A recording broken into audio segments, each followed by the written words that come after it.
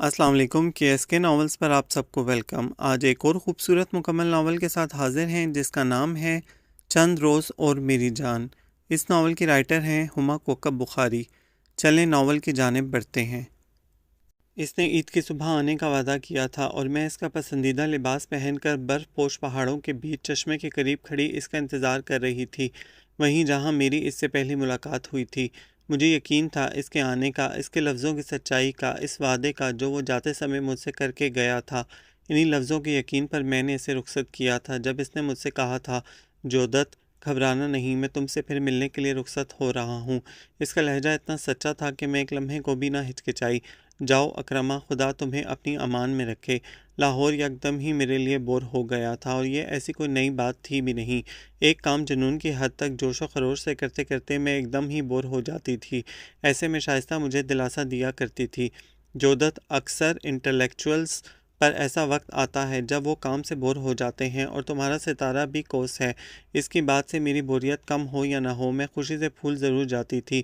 اتنے فیچرز اور انٹرویوز کرنے کے بعد تو یوں بھی مجھے عادت کے مطابق 1-2 مہینوں کے لیے بور ہو جانا چاہیے تھا، لیکن اب کے تو میرے پاس بور ہونے کے لیے ٹھوس وجوہات بھی موجود تھیں۔ میگزین کے ساتھ پالیسی کا بھوت چمٹا ہوا تھا جو اسے چھوڑنے پر کسی صورت تیار نہ تھا۔ ایڈیٹر نے ایک پورا انٹرویو ردی کی ٹوکری کی نظر کر دیا تھا، اور میں جو کسی بھی جگہ زیادہ دیر نہیں ٹکتی تھی وہاں سے بھی 1.5 مہینے بعد استعفیٰ دے آئی تھی۔ پھر کمسن قیدیوں کے متعلق فیچر تکنیکی غلطی کا شکار ہو کر ہمیشہ کے لیے میرے بک شیلف میں دفن ہو گیا۔ لاہور کی ادبی سرگرمیوں پر بھی جمود طاری تھا، کچھ اچھے پروگرام ہو رہے تھے، مگر میرا دل اچاٹ ہو چکا تھا، موڈ بگڑ چکا تھا، اور بوریت نے پوری طرح اپنی لپیٹ میں لے لیا تھا۔ تب اچانک ہی تایا جان لاہور آ گئے۔ ان کا لاہور آنا کوئی ایسا حیرت انگیز واقعہ نہیں تھا، کیونکہ سردیوں کے شروع میں ہی وہ یہاں کا ایک چکر لگا جایا کرتے تھے، لیکن اس مرتبہ ان کی آمد پر میں اچھل پڑی۔ تایا جان، میں بھی آپ کے ساتھ گاؤں جاؤں گی۔ ضرور بیٹے، اتنی سردی میں وہاں رہنا آسان کام نہیں ہے۔ چاچی نے مجھے ڈرانے کی کوشش کی۔ 10-10 فٹ برف پڑتی ہے، انسان ہی رہتے ہیں نا وہاں، وہ اگر رہ سکتے ہیں تو میں کیوں نہیں رہ سکتی؟ انسان رہتے ہیں، تبھی تو کہہ رہا ہوں تم نہیں رہ سکتی۔ جاجی کے بچے، تمہیں میں نے چھوڑنا نہیں ہے۔ میں اسے مارنے کو بھاگی۔ بیٹا یہ بتائیں، آپ وہاں جا کر کریں گی کیا؟ ابو نے میرے اور جاجی کے درمیان صلح کا جھنڈا بلند کرنے کے بعد پوچھا۔ کرنا کیا ہے؟ بہت دنوں سے کوئی اچھی پینٹنگ نہیں کی۔ لینڈسکیپ پینٹ کروں گی، وہاں آپ کو فیچرز کے لیے بھی اچھے موضوعات مل جائیں گے۔ اس مرتبہ وہاں قیام کے دوران میں یہ سوچنا بھی نہیں چاہتی کہ میرا صحافت سے بھی کوئی تعلق ہے۔ بور ہو گئی ہوں میں، اب مجھے صرف پینٹنگ کرنی ہے اور فریش ہو کر واپس آنا ہے۔ پھر ایک ہفتہ شدید مصروفیت کے عالم میں گزرا۔ گاؤں جانے کے لیے اتنی ڈھیر ساری شاپنگ کرنی تھی۔ برف پوش وادی میں جانے کا تصور ہی میرے لیے اتنا خوش کن تھا کہ میں دن گن گن کر گزار رہی تھی۔ یوں بھی اس سے پہلے میں بہت بچپن میں وہاں گئی تھی، اور وہاں کی بہت سی یادیں میرے ذہن میں محفوظ تھیں۔ وہ سبزہ زار جہاں ہم آنکھ پچولی کھیلتے تھے، گھاس کی شیشیاں بجاتے تھے، چشمے کا پانی ایک دوسرے پر اچھالتے تھے، اور پھر وہ دن بھی آ پہنچا جب میں اور تایا جان جبئی سجدہ پہنچے۔ میری آمد پر سب ہی بہت خوش تھے۔ جس دن مجھے تمہارے آنے کا پتہ چلا تھا، میں اسی دن سے تمہارا انتظار کر رہی تھی۔ میری کزن شانی نے جوش و خروش سے میرا استقبال کیا۔ میں بھی دن گن گن کے گزار رہی تھی۔ میں نے اپنے پاؤں جاگرز کی کیسے آزاد کیے۔ ہر دفعہ پروگرام بناتی تھی یہاں آنے کا، لیکن کچھ نہ کچھ ایسا ہو جاتا تھا کہ میری نظروں کے سامنے ہی میرے معصوم سے پروگرام کا خون ہو جاتا۔ اب کتنے دن یہاں رہنے کا ارادہ ہے؟ اتنی خوبصورتی دیکھ کر سمجھو واپسی کا ارادہ ترک ہی کر دیا ہے۔ میں ہنسی۔ سچ مچ قسم سے یہیں رہ جاؤ، شانی بولی، بہت انجوائے کریں گے ہم۔ جودت باجی، چلیں کہیں پھرنے چلتے ہیں، چھوٹا مچل کر بولا۔ ارے ابھی تو آئی ہے، کچھ دیر تو آرام کرنے دو اسے۔ تائی اماں نے اسے ٹوکا۔ کچھ چائے وائے پی کر تھکن تو اتار لے۔ نہ نہ تائی اماں، چائے میں بالکل نہیں پیتی، اور رہ گئی تھکن کی بات تو اس جگہ کون تھک سکتا ہے؟ میں اٹھ کھڑی ہوئی۔ چلو شانی، سب سے پہلے دادا جان اور دادی جان کی قبر پر فاتحہ پڑھ آئیں، پھر پھریں گے۔ شانی اور چھوٹا میرے ساتھ چل دیے۔ فاتحہ خوانی کے بعد ہم باری باری سب رشتہ داروں کو سلام کرنے گئے۔ یہ جگہ بہت خوبصورت تھی، تصور سے بھی زیادہ حسین۔ میرا دل چاہ رہا تھا کہ ہر منظر کو کیمرے کی آنکھ میں محفوظ کر دوں، اس وادی کا تمام حسن کینوس پر منتقل کر دوں۔ اگلے دن سے ہی میں نے معمول بنا لیا تھا کہ صبح ناشتے کے بعد کیمرہ گلے میں لٹکا کر، واک مین ٹراؤزر کی بیلٹ میں اٹکا کر، اور چھوٹے کی مدد سے برش اور پینٹنگ کا سامان اٹھا کر کسی خوبصورت جگہ لے جاتی تھی اور کام شروع کر دیتی تھی۔ 10 بجے کے قریب چھوٹا بلیک کافی کا تھرموس لے آتا تھا۔ شانی بھی اکثر کام ختم کر کے میرے پاس آ جاتی تھی اور ہم ڈھیروں باتیں کرتے تھے۔ شام کو ہمارا ڈیرا کبھی ایک اور کبھی دوسرے رشتہ دار کے گھر جمتا تھا۔ ایسے ہی ایک دن میں تنگ جینز اور کھلی سی سویٹر میں ملبوس سامنے کے برف پوش پہاڑ پینٹ کر رہی تھی۔ دائیں بائیں چیری سے لدے درخت ایستادہ تھے اور چہار جانب جنگلی گلابوں کی خوشبو پھیلی ہوئی تھی۔ ایزل کے قریب ہی تھرموس میں گرم بلیک کافی پڑی ہوئی تھی۔ میں مسلسل 2 گھنٹے سے کھڑے کھڑے پینٹ کر رہی تھی۔ واہ واہ، کیا زبردست لینڈسکیپ بن رہا ہے۔ کاش جنگلی گلابوں کی جتنی خوشبو یہاں پھیلی ہے اس کا کچھ حصہ کینوس پر بنے پھولوں کو بھی مل جائے۔ میں نے خود سے کہا، اس وادی میں کتنے خوبصورت گلاب کھلتے ہیں۔ وادی کے ان گلابوں میں کانٹے بھی بہت ہیں۔ ایک مردانہ آواز میری سماعت سے ٹکرائی۔ میں نے مڑ کر دیکھا۔ شلوار قمیض اور کھلی سی سویٹر میں ملبوس ایک اجنبی چشمے کے قریب بیٹھا ہوا تھا۔ یقیناً یہ ہمارا ہی کوئی رشتہ دار ہوگا۔ یوں بھی رشتہ دار اتنے زیادہ اور رشتے اتنے پیچیدہ ہیں کہ سب کو یاد رکھنا بھی مشکل ہے، میں نے سوچا۔ یوں بھی تایا جان نے بتایا تھا کہ ادھر جتنے لوگ دکھائی دیتے ہیں سب کسی نہ کسی صورت میں اپنے ہی رشتہ دار ہیں۔ انسان کی زندگی میں یوں بھی کانٹے بہت آتے ہیں، کبھی کبھار کانٹوں کے بجائے صرف حسن و خوبصورتی کو دیکھنا چاہیے۔ میں نے کافی کے تھرموس کی طرف بڑھتے ہوئے کہا، کب تک انسان خود فریبی میں مبتلا رہ سکتا ہے؟ زیادہ دیر نہیں، میں نے اعتراف کیا، لیکن جب تک ممکن ہو کوئی حرج بھی نہیں۔ تبھی ہمارا یہ حال ہے۔ وہ ہنسا۔ کافی پئیں گے؟ پلا دو تو پی لوں گا۔ یہ تو ایک دم ہی فرینک ہو گیا ہے، میں نے سوچا۔ میں بھی مخاطب کے تم پر آتے ہی آپ کی پٹری سے تم پر چھلانگ لگا دیتی تھی، کیونکہ آپ جناب والے تکلفات میرے لیے ہضم کرنا بہت مشکل تھا۔ میں نے مگ میں کافی انڈیل کر اس کی طرف بڑھائی۔ بلیک ہے، اور بھی اچھی بات ہے۔ اس وقت اسی کی طلب ہو رہی تھی۔ اس نے مگ میرے ہاتھ سے پکڑ لیا۔ میں بھی اس کے قریب ہی بیٹھ گئی۔ ابھی تک ہمارا تعارف نہیں ہوا۔ میں اکرما ہوں اور میں جودت، میں نے بتایا۔ کیا کرتے ہو تم؟ کوئی خاص کام نہیں۔ تم صرف پینٹنگ کرتی ہو یا اس کے علاوہ بھی کچھ کرتی ہو؟ اس وقت میں صرف پینٹنگ کرنا چاہتی ہوں، ویسے کبھی کبھار صحافت سے بھی دل بہلا لیتی ہوں۔ دیٹس نائس، لیکن کبھی کبھار کیوں؟ اس لیے کہ کسی بھی اخبار یا رسالے کا ایڈیٹر مجھے مہینے بھر سے زیادہ برداشت نہیں کر سکتا۔ اس لیے جب اخبار یا رسالوں پر غصہ آتا ہے تو صحافت کے میدان میں آ جاتی ہوں۔ صحافت کا تو پتہ نہیں، البتہ تمہاری ظرافت اچھی ہے۔ وہ ہنسا۔ تھینک یو، میں بولی۔ ویسے تم نے اپنے متعلق کچھ نہیں بتایا۔ قد 6 فٹ، آنکھیں نیلگوں رنگ، کچھ گورا سا۔ اب جائیداد کی تفصیل بھی بتا دو تاکہ ضرورت رشتہ کا اشتہار مکمل ہو جائے۔ میں نے کہا، میں نے تم سے تمہارے سراپے کے متعلق نہیں، کام کے متعلق پوچھا تھا۔ اس کے علاوہ کیا بتاؤں؟ میں کوئی خاص کام نہیں کرتا۔ لگتا کچھ یوں ہی ہے، ورنہ ہر شخص کے پاس اپنے تعارف کے لیے کچھ نہ کچھ الفاظ ضرور ہوتے ہیں۔ اس کے بے تکے سوال پر مجھے غصہ آ گیا۔ یا تو وہ مجھے تنگ کر رہا تھا یا مجھے اپنے متعلق بتانا نہیں چاہتا تھا۔ اتنا غصہ نہیں، وہ ہنس پڑا۔ میں سری پرتاپ کالج میں انگریزی ادب کا طالب علم تھا۔ سری پرتاپ کالج یعنی سری نگر میں نے بے یقینی سے اسے دیکھا۔ ہاں، تم نے کہا تم انگریزی ادب کے طالب علم تھے، یعنی اب نہیں ہو؟ ہاں، اب پڑھنے سے زیادہ اہم کاموں کی ذمہ داری ہم پر عائد ہو چکی ہے۔ کب پڑھائی چھوڑی تم نے؟ تقریباً 3 سال ہو گئے۔ اس دوران کیا کرتے رہے؟ میں نے باقاعدہ اس کا انٹرویو شروع کر دیا تھا۔ وہی جو مجھے کرنا چاہیے تھا، وہی جو اس وقت ہر کشمیری کو کرنا چاہیے۔ مطلب گولی بندوق وغیرہ؟ میں نے پوچھا۔ جب آزادی کی اور کوئی صورت باقی نہ رہے تو یہی کرنا پڑتا ہے۔ مجھے تم سے اختلاف ہے، لیکن چھوڑو، یہ بتاؤ تم یہاں آزاد کشمیر میں کیا کرنے آئے ہو؟ یہاں میرے رشتہ دار ہیں، ان سے ملنے آیا تھا۔ ویسے تمہاری باتوں سے اندازہ ہوتا ہے کہ تم بھی مستقل یہاں نہیں رہتی۔ ہاں، میں لاہور میں رہتی ہوں، اصل میں یعنی یو ایف ٹی کا شکار ہو گئی تھی، اس لیے بوریت دور کرنے یہاں چلی آئی۔ یو ایف ٹی مطلب؟ اس نے پوچھا۔ یعنی ان آئیڈینٹیفائڈ فلوٹنگ ٹینشن۔ میری بات سن کر وہ ہنس پڑا۔ تم اچھی باتیں کرتی ہو، مجھے تم سے مل کر واقعی بہت خوشی ہوئی ہے۔ اس نے خالی مگ میری جانب بڑھایا۔ اب مجھے کسی سے ملنے جانا ہے۔ اوکے، میں بھی اس کے ساتھ اٹھ کھڑی ہوئی۔ کافی کا شکریہ ادا نہیں کروں گا کیونکہ تم نے خود آفر کی تھی، اس کی ضرورت بھی نہیں ہے۔ میں دوبارہ اپنی ادھوری پینٹنگ کی طرف متوجہ ہو گئی۔ تم روز یہی پینٹنگ کرتی ہو؟ وہ چلتے چلتے مڑ کے بولا۔ ہاں، میں مسکرائی۔ کل بھی یہی ہوگی؟ ہاں، میں نے اقرار کیا۔ نہ جانے کیوں، شاید اس کی گہری اور خوبصورت آنکھوں میں ایسا ہی سحر تھا۔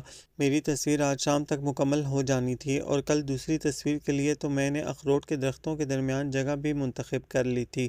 چیری کے درختوں کے درمیان بنے راستے سے گزرتا ہوا وہ میری نگاہوں سے اوجھل ہو گیا۔ میں نے ایک مرتبہ پھر پلیٹ اور برش اٹھایا تاکہ ادھوری تصویر مکمل کر سکوں۔ اگر ساری تصویر آج مکمل ہو گئی تو کل یہاں کے بجائے اخروٹ کے درختوں والی طرف جانا پڑے گا، میرے ذہن نے کہا، جبکہ تمہیں کل یہیں موجود ہونا چاہیے۔ تھوڑی دیر تصویر کا تنقیدی جائزہ لینے کے بعد میں نے اپنی چیزیں سمیٹی اور گھر کی طرف چل دی۔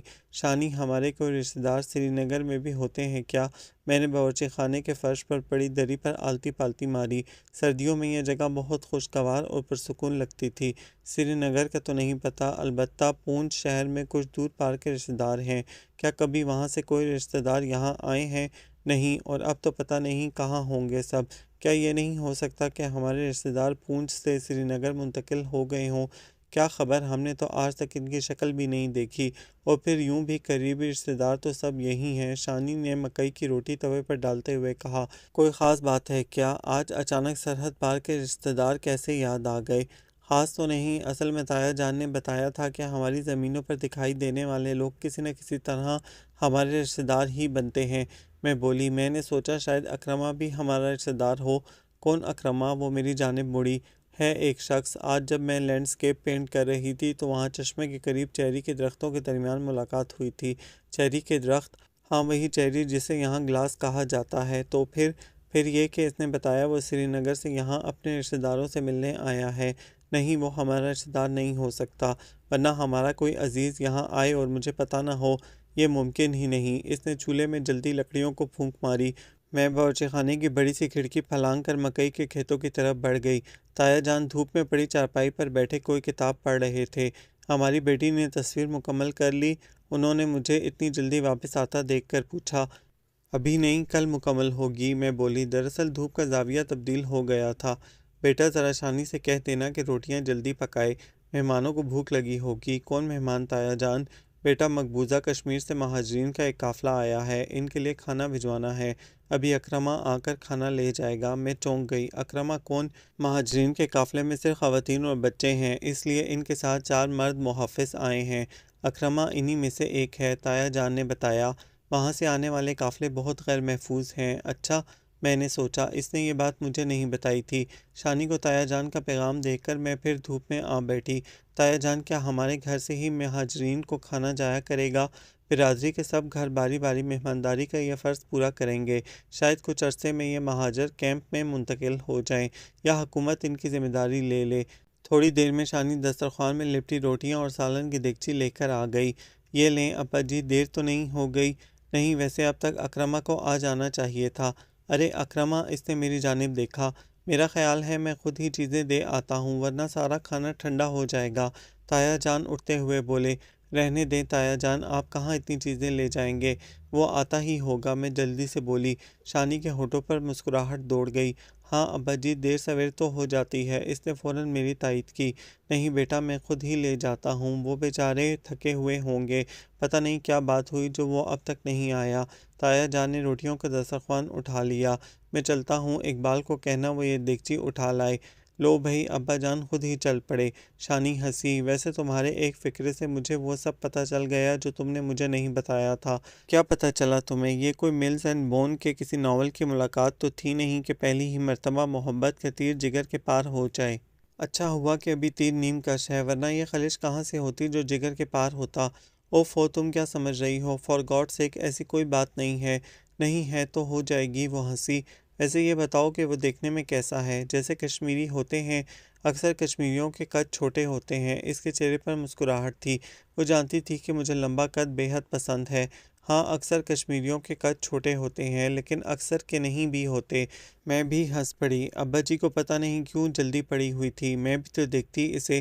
اس نے کہا، ویسے جودت نام اچھا ہے اس کا۔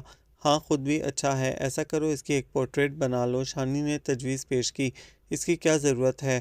اچھی یادیں محفوظ ہونی چاہیے۔ ابھی تو مجھے یہ بھی پتہ نہیں کہ یہ کوئی یاد بھی ہے یا نہیں۔ میں اٹھ کھڑی ہوئی۔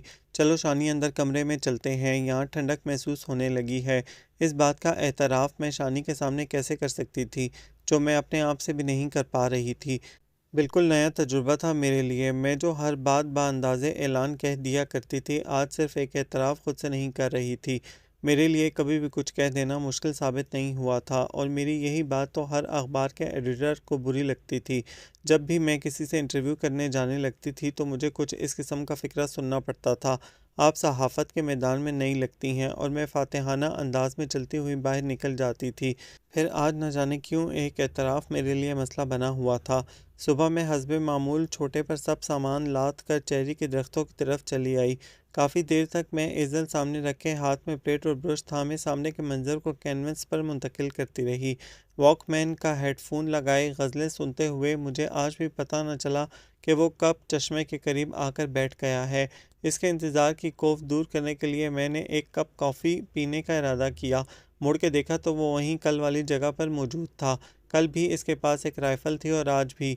یہ اور بات کہ کل میں نے اس بات پر زیادہ توجہ نہیں دی تھی۔ میں نے مسکرا کر اس کا خیر مقدم کیا۔ کب آئے؟ کافی دیر ہو گئی ہے۔ مجھے بتایا کیوں نہیں؟ ایک دفعہ آواز دی تھی لیکن تم تصویر بنانے میں اس قدر منہمک تھی کہ تم نے سنا نہیں۔ ویسے بھی واک مین لگا کر تم کچھ اور نہیں سن سکتی۔ میں ہنس دی۔ تمہیں پیچھے بیٹھنے کو کس نے کہا تھا؟ سامنے آ جاتے۔ میں سامنے آ کر تمہارا ویو بلاک کرنا نہیں چاہتا تھا، ورنہ تم جو کام کر رہی تھی وہ مکمل نہ ہوتا۔ میں اسے کیا بتاتی کہ آج تو یہاں کام کرنا محض بہانہ تھا، ورنہ تصویر تو تقریباً مکمل ہو چکی تھی۔ کافی پیو۔ میں نے مگ اس کی طرف بڑھایا۔ لگتا ہے تصویر مکمل ہو گئی ہے۔ اس نے کینوس کی جانب دیکھا۔ ہاں، اس وقت میں صرف فنشنگ کر رہی تھی۔ کل کسی اور جگہ کا لینڈسکیپ بناؤں گی؟ نہیں، کل اس چشمے، چیری کے درختوں اور جنگلی گلابوں کو لینڈسکیپ بناؤں گی۔ پشت پر ہونے کی وجہ سے میں اس منظر کے حسن کو محسوس ہی نہیں کر سکی تھی۔ تھوڑی دیر ہم دونوں چپ چاپ کافی کے گھونٹ بھرتے رہے۔ پھر اس نے صحافت اور آرٹ کے متعلق گفتگو شروع کی۔ دونوں میدانوں میں اس کی معلومات بے پناہ تھیں۔ اس نے مجھے امپریس کر دیا تھا۔ رینیب نونس کے رافیل، مائیکل اینجل اور ریمبرا سے لے کر سیزن ٹرنر، سورے، مینے، مونے اور پکاسو جیسے امپریشنسٹ تک کے متعلق اس کے پاس مفصل معلومات تھی۔ اگر تم آرٹ کے متعلق اتنا کچھ جانتے ہو تو اپنے مضمون پر تمہاری کتنی گرفت ہوگی؟ میں نے تحیر سے کہا۔ تم نے خواہ مخواہ اپنی تعلیم ادھوری چھوڑ دی۔ خواہ مخواہ ادھوری نہیں چھوڑی۔ ملٹن، شیکسپیئر اور کیٹس بہت اچھا لکھتے تھے، لیکن ان کی کوئی نظم، کوئی ڈرامہ ہمارے زخم نہیں بھر سکتا تھا۔ کوئی ملٹن ہمیں ہماری گمگشتہ جنت نہیں دلا سکتا ہے۔ کوئی شیکسپیئر اس غم پر ٹریجڈی تو لکھ سکتا ہے، اس کا مداوع نہیں کر سکتا۔ کسی کیٹس کے اوڈوز اب بلبل کی چہک واپس نہیں لا سکتے۔ تم قنوطیت کا شکار ہو رہے ہو۔ نہیں، میں حقیقت پسندی سے کام لے رہا ہوں۔ میری تعلیم سے زیادہ ضروری وہ کام ہے جو میں اب کر رہا ہوں۔ تم مہاجروں کے قافلے کے ساتھ محافظ کے طور پر آئے ہو نا؟ ہاں، تمہیں کس نے بتایا؟ تم نے نہیں بتایا تو کیا مجھے پتہ نہیں چل سکتا تھا؟ نہ بتانے کی وجہ تھی۔ میں پوچھوں گی نہیں، میں نے کہا۔ اب تم واپس چلے جاؤ گے؟ ہاں، اس نے اقرار کیا۔ پھر آؤ گے؟ اگر زندگی رہی تو ضرور آؤں گا۔ کب؟ پتہ نہیں، وہ بولا۔ اور تم کب تک یہاں ہو؟ پتہ نہیں۔ یہ جگہ اتنی حسین ہے کہ یہاں سے جانے کو دل نہیں چاہتا۔ سری نگر بھی بہت خوبصورت ہے۔ اس نے آنکھیں موند لیں۔ شاید اس وقت وہ تصور میں سری نگر کی حسین وادی کی سیر کر رہا تھا۔ ویسے مجھے ایک بات کی سمجھ نہیں آتی۔ کس بات کی؟ آخر لوگ ہتھیار کیوں اٹھاتے ہیں؟ کیا مسائل مل بیٹھ کے طے نہیں ہو سکتے؟ میرے ذہن میں اس کے قریب گھاس پر پڑی رائفل کھٹک رہی تھی۔ تم یہ بات نہیں سمجھ سکو گی کیونکہ تم نے وہ سب نہیں دیکھا جو میں نے دیکھا ہے، وہ بولا۔ اور خدا تمہیں کبھی وہ سب دکھائے بھی نہ۔ میں کندھے اچکا کر رہ گئی۔ واقعی ہتھیار اور بندوق کی گولی سے مسائل حل کرنا میری سمجھ سے باہر تھا۔ میں ہر قسم کے ہتھیار کے خلاف تھی۔ تم کبھی کبھار صحافت سے دل بہلاتی ہو۔ کس موضوع پر لکھتی ہو؟ میں معاشرتی مسائل کے متعلق لکھتی ہوں۔ اس نے میرا پسندیدہ موضوع چھیڑ دیا تھا، خاص طور پر عورتوں کے بارے میں۔ عورتوں کے بارے میں کیوں؟ کیونکہ ہمارے معاشرے کی عورت سب سے زیادہ مسائل کی چکی میں پستی ہے۔ گھر میں اس کی حیثیت خادمہ کی سی ہوتی ہے اور باہر مردوں کی نظر میں اس کی عزت دو کوڑی کی ہوتی ہے۔ تم ابھی تک عورت مرد کے چکر میں پھنسی ہوئی ہو۔ اب نکل آؤ اس چکر سے باہر اور انسان کی بات کرو۔ میں عورت کی بات بحیثیت انسان ہی کرتی ہوں۔ اسے اس کے حقوق مل جائیں، اسے ایک فرد، ایک انسان کا درجہ دے دیا جائے تو میں سمجھوں گی کہ سب مسئلے ہی ختم ہو گئے ہیں۔ جودت مسائل اس سے کہیں زیادہ ہیں جتنے تم سمجھتی ہو۔ صرف عورت ہی نہیں، بچے، مرد، بوڑھے سبھی مسائل کی چکی میں پس رہے ہیں۔ ہر انسان مسائل کا شکار ہے۔ ہر قوم کو مصائب کا سامنا ہے۔ اس وقت آدھی سے زیادہ دنیا کے انسانوں سے انسانیت کی سطح سے گرا ہوا سلوک کیا جا رہا ہے۔ ایتھوپیا میں مرد عورت دونوں بھوک سے مر رہے ہیں۔ جنوبی افریقہ میں عورت مرد کی تخصیص کیے بغیر ہر سیاہ فام کو گولیوں سے بھونا جا رہا ہے۔ کشمیر میں ہر کشمیری سے انسانیہ سوچ سلوک ہو رہا ہے۔ تم جس عورت کی بات کر رہی ہو وہ کشمیری عورت سے زیادہ مظلوم تو نہیں ہے۔ بات اجتماعی حقوق کی ہے، جسے دیکھتے ہوئے کشمیری عورت نے بھی اسلحہ اٹھا لیا ہے۔ میں اپنے معاشرے کی بات کر رہی ہوں۔ میں تم سے بحث نہیں کروں گا کیونکہ ایک عرصہ ہوا میں نے کتاب قلم اور ڈرائنگ روم فلسفی سے ناطہ توڑ لیا ہے۔ اب میں نے ایک اور زبان میں بات کرنا سیکھ لیا ہے۔ وہ بولا، تم سے صرف اتنا کہوں گا کہ ایک کنویں کی بات مت کرو۔ اپنی نگاہیں وسیع سمندر پر رکھو جہاں تمہیں اور بھی بہت کچھ دکھائی دے گا۔ کہنے کو میرے پاس بہت کچھ تھا لیکن میں بھی بحث کرنا نہیں چاہتی تھی۔ Okay leave this topic. اچھا یہ موضوع ختم کر دو۔ میں نے صلح کا جھنڈا بلند کیا۔ یہ بتاؤ مقبوضہ کشمیر میں بموں اور گولیوں کے علاوہ کیا کچھ ہے؟ بھوک، افلاس اور بے عزتی کے علاوہ کچھ نہیں۔ اس کی بات نہیں کر رہی۔ میں نے سنا ہے کہ وہ جگہ یہاں کی نسبت بہت خوبصورت ہے۔ ادھر کی تمام خوبصورتی اس حسین فضا میں ہے جہاں ہم آزادی سے سانس لے سکتے ہیں، جی سکتے ہیں، اپنے مذہب اور روایات کے مطابق اپنی زندگی گزار سکتے ہیں۔ خوبصورتی کا اگر یہ معیار مقرر کیا جائے تو یہ جگہ اس کی نسبت بہت خوبصورت ہے۔ وہ بولا، وہاں کی تو سب خوبصورتی، سارا حسن درندگی اور صفاکی میں چھپ گیا ہے۔ میرا خیال ہے تم کچھ مبالغے سے کام لے رہی ہو۔ میں نے گھاس کی پتیاں نوچیں۔ جودت، تمہارا تو پورا خاندان کشمیر کی جنگی آزادی میں شامل تھا۔ کبھی ان سے پوچھو کہ میری بات میں کتنا مبالغہ ہے۔ یہ سامنے پھیلے دھان کے کھیت دیکھ رہی ہو جن کی خوشبو چاروں طرف پھیلی ہوئی ہے۔ یہاں جو محنت کش دہقان اپنے خون پسینے کی محنت سے دھان اگایا کرتے تھے، انہیں چاول کے ایک ایک دانے کے لیے ترسنا پڑتا تھا۔ مہاراجہ کے سپاہی چاول کے سب دانے سرکاری گودام میں لے جاتے تھے اور مائیں پانی کی دیگچی چولہے پر چڑھا کر بچوں کو دلاسا دیا کرتی تھیں کہ ابھی کھانا پکے گا اور وہ انہیں کھلائیں گی۔ تم مہاراجہ کے زمانے کی بات نہ کرو، وہ اور وقت تھا۔ اس وقت زیادہ تعلیم تھی اور نہ شعور۔ آج تو ایسا نہیں ہو سکتا نا، آج اس سے بھی زیادہ ہوتا ہے۔ طاقت اور اقتدار کی ہرس وقت کے ساتھ کم نہیں ہوتی، بڑھتی جاتی ہے۔ اور آزادی کے شعور کے لیے تعلیم کی نہیں، ایک استحصالی معاشرے کی ضرورت ہوتی ہے۔ یاد رکھو، دنیا کے بڑے انقلاب ان پڑھ مزدور ہی لائے ہیں۔ انقلاب فرانس اور روس کو ہی دیکھ لو۔ یہ انقلاب کون سے دانشور پڑھے لکھے انٹلیکچوئل لائے تھے؟ سب کچھ تو مزدوروں نے کیا تھا۔ ہم ایک بار پھر بحث میں الجھنے لگے ہیں۔ میں نے گویا اسے مطلع کیا۔ چلو نہیں کرتے بحث۔ پھر وہ قدرے توقف سے بولا، کل میں باغ جا رہا ہوں، شاید مظفر آباد بھی جانا پڑے، لیکن راستے تو برف سے بند ہیں۔ جہاں سے ہم آئے ہیں وہاں بھی راستے بند ہیں، لیکن بند راستوں سے راہیں نکالنا ہی تو ہمارا کام ہے۔ اس موسم میں وہاں جانے کی وجہ پوچھ سکتی ہوں؟ باغ میں مہاجروں کے لیے کیمپ قائم کیا گیا ہے، وہاں سب کو پہنچانا ہے، اور مظفر آباد سائیں سپلی سرکار کی زیارت پر دعا مانگنی ہے۔ ہم دونوں ہنس دیے۔ واپسی کب ہوگی؟ میں نے پوچھا۔ پتہ نہیں، شاید وہیں سے مقبوضہ کشمیر چلا جاؤں۔ تھوڑی دیر ہم دونوں خاموش رہے، پھر وہ اٹھ کھڑا ہوا۔ اب چلتا ہوں، خدا حافظ۔ میں اسے چیری کے درختوں کے بیچ سے گزرنے والے ناہموار راستے پر جاتا دیکھتی رہی۔ چشمے کے گنگناتے پانی کے قریب بیٹھے ابھی مجھے زیادہ دیر نہیں گزری تھی کہ شانی آ گئی۔ تمہارے منہ پر 12 کیوں بج رہے ہیں؟ اس نے میرا لٹکا ہوا منہ دیکھ کر پوچھا۔ شکل ہی ایسی ہے، اور تو کوئی بات نہیں۔ میں نے اسے ٹالنے کی کوشش کی۔ شوگر کرنا تو تمہیں آتا ہی نہیں، اس نے میری بات سے خائف ہو کر کہا۔ میں جلدی سے سب کام نپٹا کر ادھر چلی آئی۔ سوچا ہم دونوں مل کر گلاس بھی کھائیں گے، اور اگر اکرمہ آیا تو تم مجھے اس سے بھی ملوانا۔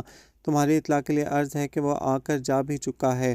میں چشمے کے قریب سے اٹھ کر لینڈسکیپ ایزل کی طرف بڑھی۔ او ہو، میں لیٹ ہو گئی، اس نے مصنوعی افسردگی سے کہا۔ اور اب تم اپنی یہ پینٹنگ چھوڑو، ابھی دونوں مل کر گلاس کھائیں گے، اور تم مجھے وہ باتیں بھی بتانا جو تم دونوں کے درمیان ہوئی ہیں۔ ہم دونوں چیری کے درختوں کی طرف بڑھ گئے۔ چیریاں توڑتے اور کھاتے ہوئے میں نے اسے اپنے اور اکرمہ کے درمیان ہونے والی گفتگو سنا دی۔ اس کا مطلب ہے وہ مقبوضہ کشمیر جانے کے بعد شاید لوٹ کر ہی نہ آئے۔ وہ ساری بات سننے کے بعد بولی، لو جی، قصہ ہی ختم۔ تمہاری محبت تو ہواؤں کے جھونکوں سے پہاڑ پر بکھر جانے والے اخروٹ کے پھولوں کی طرح بکھرتی ہوئی لگ رہی ہے۔ خدا نہ کرے، میرے منہ سے بے اختیار نکلا، تم واقعی اس سے محبت کرتی ہو؟ شانی نے میری آنکھوں میں جھانکا، اور یہ وہ سوال تھا جس سے میں اب تک نگاہیں چرا رہی تھی۔ یہ کیسے ہو سکتا تھا کہ میں، جو دن میں اتنے لوگوں سے ملتی تھی، اتنے لوگوں سے باتیں کرتی تھی، ان لوگوں سے جن کے پاس کوٹھی، کار، بینک بیلنس، سب کچھ تھا، اچانک ایک غریب الوطن پہاڑ کے باسی کو بھی دل دے سکتی ہوں؟ ایک ایسے شخص سے جس کے پاس اپنی دھرتی، اپنی زمین بھی نہیں تھی۔ وہ مجھے گھر کیا دیتا، لیکن محبت کوٹھی، کار اور بینک بیلنس سے نہیں، انسان کی ذات سے کی جاتی ہے۔ لیکن پھر بھی کچھ تو ہو جسے میں اپنی محبت کی بنیاد ٹھہرا سکوں۔ وہ عام سا شخص مجھے ایک دم اتنا اچھا کیوں لگا؟ ہاں، مجھے اس کی سچی خوبصورت اور گہری نیلگوں آنکھیں اچھی لگی تھیں، جن میں ریاکاری کا شائبہ تک نہیں تھا، جن میں مصلحت کوشی نہیں تھی، جس کی آنکھوں میں عزم تھا، خود کو منوا لینے کا عزم نہیں بلکہ لوگوں کو کچھ دے دینے کا عزم، اور یہ سب کچھ اور کسی میں نہیں تھا۔ تو پھر اعتراف کر لینے میں کیا حرج تھا؟ ہاں، میں نے شانی کی بات پر اقرار میں سر ہلایا۔ اس کے خیالات سے بہت حد تک اختلاف کے باوجود جو لوگ قلم تھام لیتے ہیں انہیں میں نے اکثر اوقات اختلاف ہی کرتے دیکھا ہے۔ وہ بولی، یہ تم لوگوں کا نارمل رویہ ہے، اس لیے اس بات کو چھوڑو۔ یہ بتاؤ، وہ بھی تم سے محبت کرتا ہے؟ پتہ نہیں، اور میرے نزدیک اس کی کوئی اہمیت ہے بھی نہیں۔ یک طرفہ محبت پر یقین تو نہیں تھا تمہارا؟ ہاں، نہیں تھا۔ وہ کچھ نہیں دے سکے گا تمہیں، شاید وہ کہیں وابستہ بھی ہو۔ مجھے اس سے کچھ لینا ہے بھی نہیں۔ میں نے لینڈسکیپ ایزل سے تصویر اتاری اور اپنا سامان سمیٹنا شروع کیا۔ جودت، شاید وہ واپس ہی نہ آئے۔ پلیز شانی، میرے سامنے ایسی باتیں نہ کرو۔ مجھے پتا ہے وہ آئے گا۔ اوکے اوکے، نہیں کرتی ایسی باتیں۔ یہ بتاؤ کہ اگلی پینٹنگ کہاں کی بناؤ گی؟ یہیں کی، دوسرے زاویے سے؟ اچھا، اب گھر چلنا چاہیے، سردی بڑھ رہی ہے۔ ٹھنڈی ہوا ہڈیوں میں اترتی محسوس ہو رہی تھی۔ ہم دونوں اونچی پگڈنڈی پر چلتے ہوئے گھر پہنچ گئے۔ موسم کے تیور خطرناک ہو رہے تھے۔ ہلکی ہلکی بوندا باندی تھوڑی دیر میں تیز بارش میں تبدیل ہو گئی، اور پھر روئی کے گالوں جیسی برف نے دیودار اور اخروٹ کے اونچے اونچے درختوں کو اپنے وجود سے ڈھک دیا۔ تایا جان، برف باری کے دنوں میں سفر کرنا تو بہت مشکل ہوتا ہوگا؟ میں نے جلتی لکڑیوں پر ہاتھ تاپتے ہوئے پوچھا۔ ضرورت ہو تو کرنا ہی پڑتا ہے، ورنہ عموماً تمام کام اس موسم سے پہلے ہی نپٹا لیے جاتے ہیں، تایا جان نے بتایا۔ ابھی تو بہت زیادہ برف باری نہیں ہوئی۔ بہت پہلے ہمارے بزرگوں کے وقت بہت برف پڑا کرتی تھی۔ سننے میں آیا ہے کہ ایسے موسم میں اگر کوئی فوت ہو جاتا تھا تو وہ دفنانے کے لیے برف پگھلنے کے موسم کا انتظار کرنا پڑتا تھا۔ It is so exciting. اب ان حریت پسندوں کو ہی دیکھ لو، موسم کی سختی کی پرواہ کیے بغیر جہاد میں مصروف ہیں، تایا جان بولے۔ محمود گلی کا راستہ بند ہے، لیکن اکرمہ اور اس کے ساتھی مظفر آباد روانہ ہو گئے ہیں۔ سنا ہے بہار اور گرمیوں میں حریت پسندوں کی سرگرمیاں تیز ہو جاتی ہیں، شانی بولی۔ ہاں، موسم سے اثر تو پڑتا ہے، تایا جان بولے۔ ہماری بیٹی کی تصویریں تو موسم کی وجہ سے ادھوری ہی رہ گئی ہیں۔ برف باری کے بعد منظر اور حسین ہو جائے گا، میں نے کہا، اور پھر بہت سارے دن برف باری کی نظر ہو گئے۔ میں اکرمہ کی جانب سے کسی خبر کی منتظر تھی، لیکن برف باری نے مواصلات کا تمام نظام درہم برہم کر رکھا تھا۔ اتنے دن کی برف باری کے بعد ہریالی پر سفیدی غالب آ چکی تھی۔ پگھلتی برف کی ننھی ننھی بوندیں ٹپ ٹپ کرتی گھاس پر گر رہی تھیں۔ شہری کے درمیان سے گزرنے والے راستے اور چشمے کی تصویر کشی کرتے مجھے بہت دن ہو گئے تھے۔ میں ایک ہی لینڈسکیپ مختلف زاویوں سے بنا رہی تھی۔ شاید اکرمہ آ جائے، مجھے اس سے یہیں ملنا ہے، وہ کہاں مجھے ڈھونڈتا پھرے گا۔ شاید میرے اندر یہ نسوانی خوف بھی موجود تھا کہ مجھے یہاں نہ پا کر کسی اور طرف نہ نکل جائے۔ کب تک یہی منظر کشی کرو گی؟ شانی نے ایک اخروٹ توڑ کر میری طرف بڑھایا۔ اتنی خوبصورت اور جگہ بھی ہیں، مثلا نیلی فیری۔ نیلی فیری؟ ہاں، بہت خوبصورت جگہ ہے، اور اسی خوبصورتی کی نسبت سے اسے نیلی پری یا نیلی فیری کہا جاتا ہے۔ اس جگہ اتنی خوبصورتی اور اتنا حسن ہے کہ الفاظ میں بیان کرنا مشکل ہے، اس نے مجھے بتایا۔ وہاں کے جنگلی پھولوں کی مہک انسان کو مدہوش کر دیتی ہے۔ شاعری شروع کر دی تم نے؟ شاعری نہیں، حقیقت ہے یہ، 100% حقیقت۔ وہاں جانے والا واقعی مدہوش ہو جاتا ہے، اس لیے وہاں جانے سے پہلے ایک خاص قسم کی جڑی بوٹی کھانی پڑتی ہے۔ اس کے اثر سے انسان مدہوشی کی کیفیت طاری نہیں ہوتی اور کیڑے مکوڑوں سے محفوظ رہا جا سکتا ہے۔ میں تمہاری بات کو مذاق سمجھوں یا خوش گفتاری؟ اگر یہ سب کسی کتاب میں لکھا ہوتا تو تمہارے جیسے لوگ یہاں تحقیق کی خاطر پہنچ جاتے، لیکن چونکہ میں یہ بات کر رہی ہوں اس لیے تمہیں یقین نہیں آ رہا۔ اس نے برا نہ مانا، میں ہنس پڑی۔ اچھا، میری بات پر یقین نہ کرو، ابا جی کی بات پر تو کرو گی نا؟ شانی بولی۔ میں خود دیکھوں گی وہ جگہ۔ ضرور دیکھ لینا، ویسے میں نے کوئی غلط بیانی نہیں کی، آخر پچھلے 22 سال سے رہ رہی ہوں۔ اچھا، کسی دن چلیں گے، پھر خود ہی ہو جائے گا فیصلہ، میں نے کہا۔ ویسے مجھے اس وادی میں خوبصورتی کے کسی انداز پر حیرت نہیں ہوتی تھی، کیونکہ قدرت کی فیاضی کے بے شمار نظارے یہاں دیکھنے کو ملتے تھے، پھر بھی اس بات پر یقین کرنا بہت مشکل تھا۔ گھر جاتے ہی میں نے تایا جان سے اس کی تصدیق چاہی، اور جواب ہاں میں پا کر بھی میری تسلی نہیں ہوئی۔ کسی دن میں خود جا کر دیکھوں گی۔ آج کل وہاں جانا بیکار ہے کیونکہ سارا سبزہ برف سے ڈھکا ہوا ہے، وہاں جانے کا اصل مزہ بہار میں آتا ہے، شانی نے بتایا۔ ایسا ہی صحیح، میں وہاں کون سا یہاں سے جانے لگی ہوں۔ شانی کا معمول تھا کہ وہ کام ختم کر کے میرے پاس آ بیٹھتی تھی۔ کب تک یہی منظر کشی کرو گی؟ اس نے پوچھا۔ تم نے آپا جی کے اخروٹوں کے باغ کی تصویر بنانے کا بھی ان سے وعدہ کیا تھا۔ بناؤں گی وہ بھی، لیکن ابھی میں اس جگہ کے تمام رنگ کینوس پر منتقل کر دینا چاہتی ہوں۔ پھر بھی ایک ہی منظر کتنے زاویوں سے بناؤ گی؟ اس سے اگلی تصویر مختلف ہوگی۔ آپا جی کے اخروٹوں کے باغ کی نہیں، اس جگہ کی، لیکن اس تصویر میں تم بھی ہوگی۔ میں؟ شانی ایک دم خوش ہو گئی۔ ہاں اگر ایسا ہے تو تم بے شک آپا جی کے باغ کی تصویر بعد میں کبھی بنا لینا، وہ بولی۔ ویسے تم کب بناؤ گی میری تصویر؟ اس تصویر کو 2 دن لگیں گے، اس کے بعد تم اتنی دیر چند چیزیں اکٹھی کر لینا۔ تمہارے ساتھ لینڈسکیپ میں چند بھیڑ بکریاں بھی ہوں گی، کپڑوں میں تمہیں فرن کشمیری لباس اور ٹوپی پہننی ہوگی، ٹھیک ہے؟ ہاں بالکل ٹھیک ہے۔ فرن تو میرے پاس نہیں ہے، شاید بڑی تائی جان کے پاس ہو، اور ٹوپیاں تو بڑی تائی جان کے پاس ڈھیروں ہیں۔ بانڈ ٹوپیاں؟ ہاں بانڈ کی ٹوپیاں۔ ہم دونوں ہنس پڑے۔ تائی جان خوبصورت کشمیری کڑھائی والی ٹوپیوں کو بانکی ٹوپیاں کہا کرتی تھیں۔ یہ کون ہے؟ میں پلیٹ پر رنگ نکالنے کے لیے زمین پر بیٹھ گئی تھی جب شانی کی آواز میری سماعت سے ٹکرائی۔ میں نے نگاہ اٹھا کے دیکھا، سامنے ناہموار راستے پر اکرمہ چلا آ رہا تھا۔ یہ منظر اتنا حسین تھا کہ اسے قید کرنے کے لیے میرا دل مچل گیا۔ گلے میں پڑے کیمرے کا زاویہ درست کر کے میں نے بٹن دبا دیا۔ کلک کی آواز آئی اور منظر ہمیشہ کے لیے محفوظ ہو گیا۔ میں واپس آ گیا ہوں، اس نے کہا تو میں چونکی۔ یہ منظر نہیں، حقیقت تھی۔ مجھے پتا تھا تم ضرور آؤ گے، میں مسکرائی۔ میرے لہجے میں بے تحاشا یقین تھا۔ کافی نہیں پلاؤ گی؟ میں بہت تھکا ہوا ہوں۔ تم بیٹھو تو، میں بولی۔ شانی اکرمہ ہے، اور اکرمہ یہ میری فرسٹ کزن شانی۔ بہت خوشی ہوئی آپ سے مل کر، اکرمہ نے شائستگی سے کہا۔ غالباً اسے میرے تعارف کروانے سے ہی یہاں کسی تیسرے وجود کا احساس ہوا تھا۔ مجھے بھی، شانی بولی۔ ویسے آپ کا تذکرہ اتنی مرتبہ سنا ہے کہ تعارف کی بھی ضرورت نہیں تھی۔ اکرمہ نے میری جانب گہری نظروں سے دیکھا۔ میں سر جھکا کر کافی ڈالنے لگی۔ کافی؟ میں نے مگ اس کی طرف بڑھایا۔ اتنے دن سے ادھر ہی لینڈسکیپ بنا رہی تھیں؟ اس نے مگ میرے ہاتھ سے لیتے ہوئے پوچھا۔ آپ کے انتظار میں یہ اس جگہ کی کتنی ہی تصویریں بنا چکی ہے۔ اکرمہ کے ہونٹوں پر مسکراہٹ بکھر گئی، یوں جیسے بہت دنوں کی برفباری کے بعد مشرق سے نمودار ہوتا ہوا سورج چاروں طرف اپنی سنہری کرنوں کو بکھیر کر جامع زندگی کو ایک مرتبہ پھر رواں دواں کر دے۔ اس کی آنکھوں میں سوال تھا، سچ؟ اور اس سوال کو پڑھ کے میں نے نگاہیں چرا لیں۔ اسے بھی اپنے سوال کا جواب مل گیا۔ میری موجودگی میں تو آپ لوگ چپ ہو گئے۔ میرا خیال ہے کہ میں چلتی ہوں، آپ دونوں اطمینان سے باتیں کریں۔ شانی اٹھ کھڑی ہوئی۔ ارے نہیں شانی، میں نے بے اختیار کہا، ایسی تو کوئی بات نہیں ہے۔ وہ ہنس پڑی۔ پھر بھی میں چلتی ہوں، ابھی مجھے چند بھیڑ بکریوں اور کپڑوں کا انتظام بھی کرنا ہے۔ وہ وہاں سے چل دی۔ کیا کرتی رہیں اتنے دن؟ جی چاہا کہہ دوں کہ تمہیں یاد کرتی رہی، لیکن صرف اس قدر کہہ سکی، پینٹنگ۔ اور تم؟ برف باری ہو رہی تھی، اس لیے اختر شماری نہیں کر سکا۔ ویسے تمہیں ہر طریقے سے یاد کرتا رہا ہوں۔ میرے ہونٹوں پر اس کی بات سن کر مسکراہٹ دوڑ گئی۔ مجھے لمبے خوبصورت فقرے کہنے نہیں آتے، تم سے صرف اتنا کہنا ہے کہ تم مجھے بہت اچھی لگی ہو۔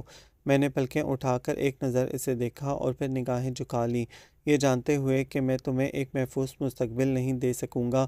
میں نے ارادہ کر لیا تھا کہ تم سے یہ نہیں کہوں گا، لیکن چند دن پہلے جھیل ڈل کی سطح پر کنول کے پھولوں نے مجھے بتایا کہ یہاں تم میرا انتظار کر رہی ہو، اور تب تک کرتی رہو گی جب تک میں لوٹ نہیں آؤں گا۔ وہ چپ ہو گیا۔ ہم دونوں چپ تھے، صرف ہمارے پاس بہتا ہوا چشمہ گنگنا رہا تھا۔ تم کچھ نہیں کہو گی؟ میں صرف اخلاقی امور پر بولتی ہوں۔ میں ہنس دی۔ ساری وادی ایک دم حسین ہو گئی تھی۔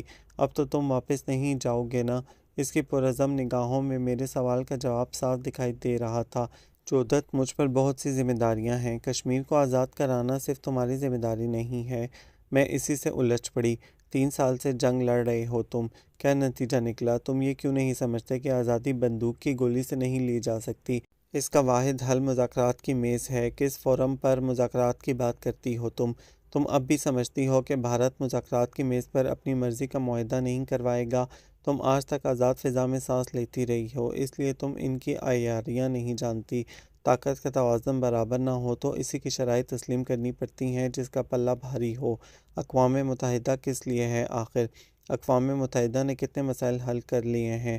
وہاں 5 طاقتیں ویٹو پاور لے کر موجود ہیں۔ ایک طاقت قرارداد کے حق میں فیصلہ دیتی ہے اور دوسری اسے بری طرح رد کر دیتی ہے۔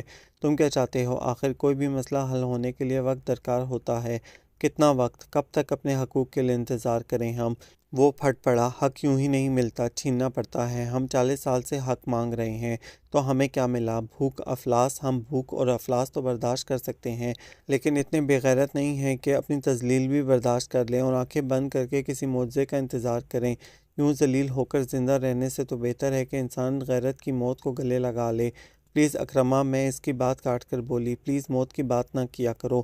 موت تو ہر ایک کو آنی ہے۔ وہ ایک لمحے کے توقف کے بعد بولا، میں جانتی ہوں، لیکن اکرمہ مجھے زندگی سے بہت محبت ہے، صرف اپنی زندگی سے نہیں، اپنے ہر پیارے کی زندگی سے۔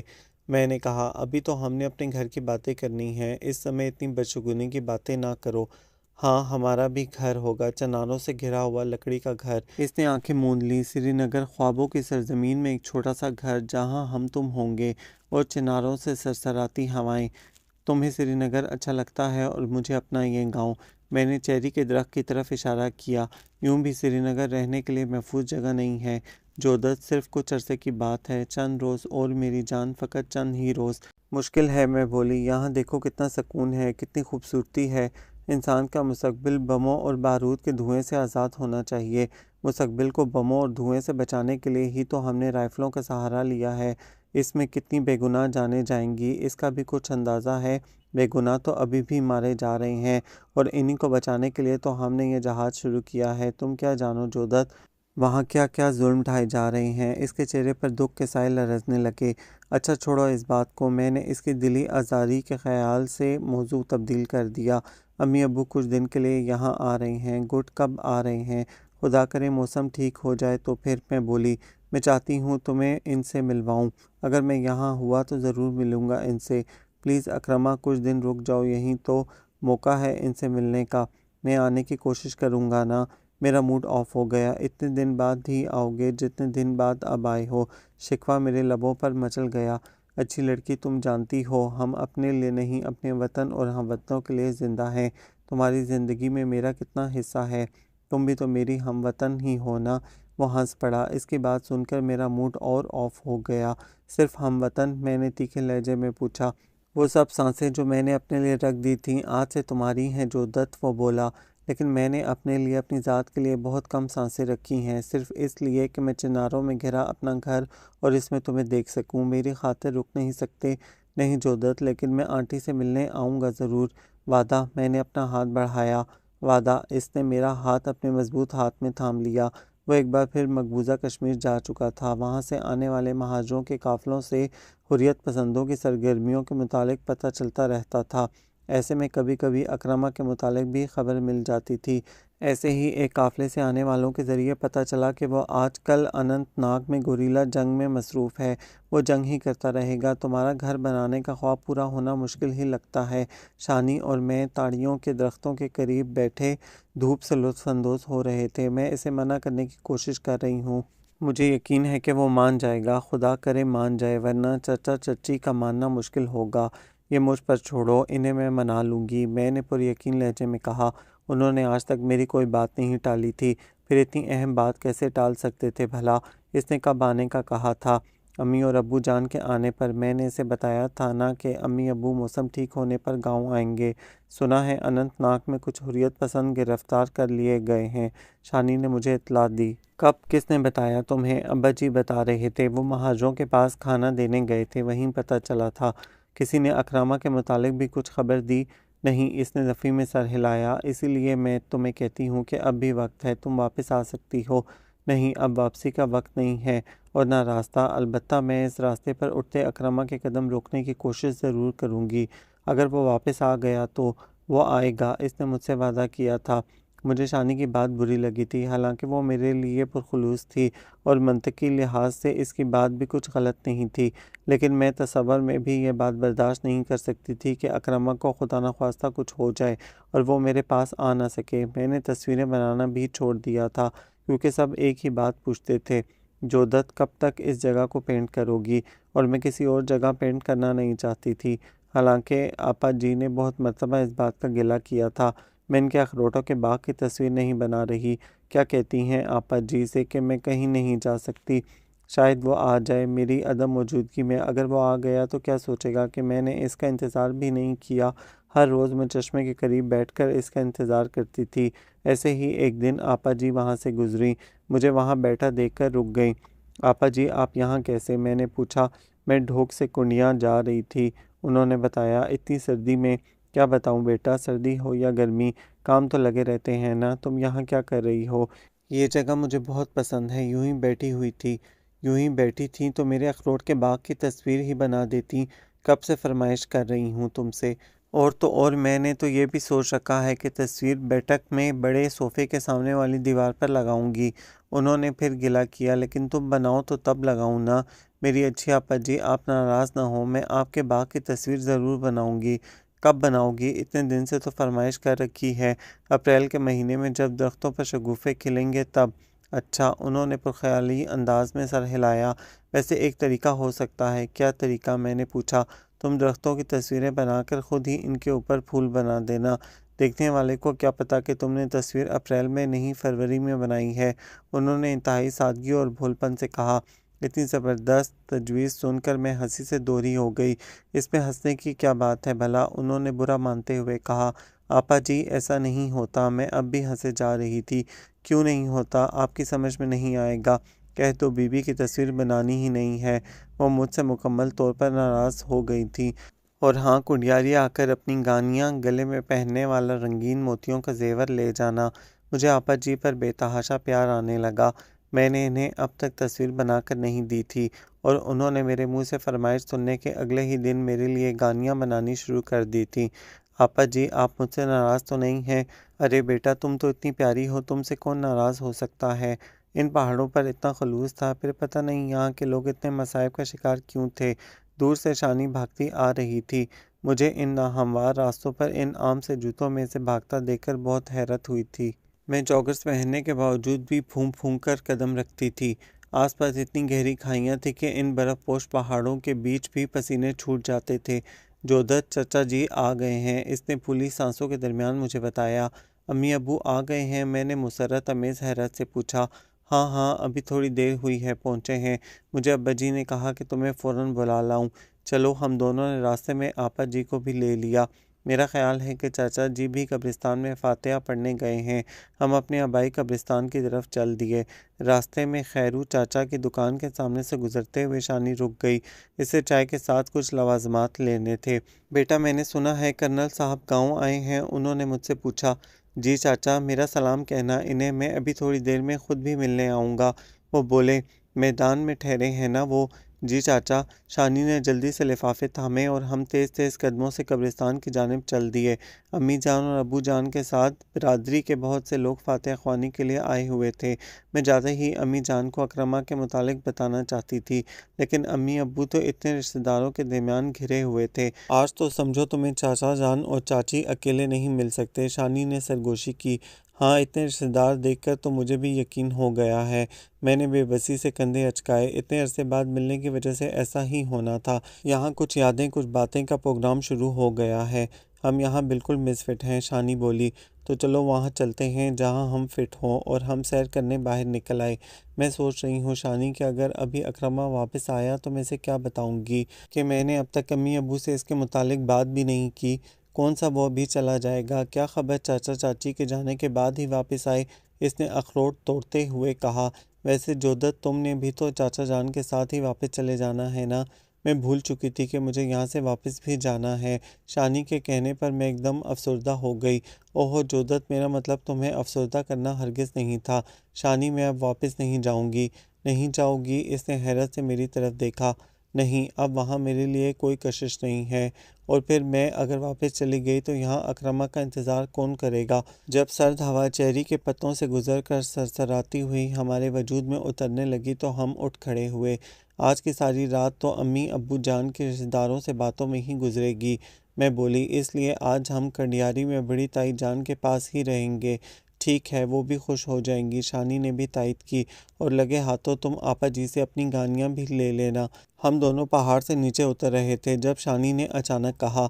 اتنے دن گزر گئے جودت، کیا پتہ وہ بھارت میں قید کر لیا گیا ہو؟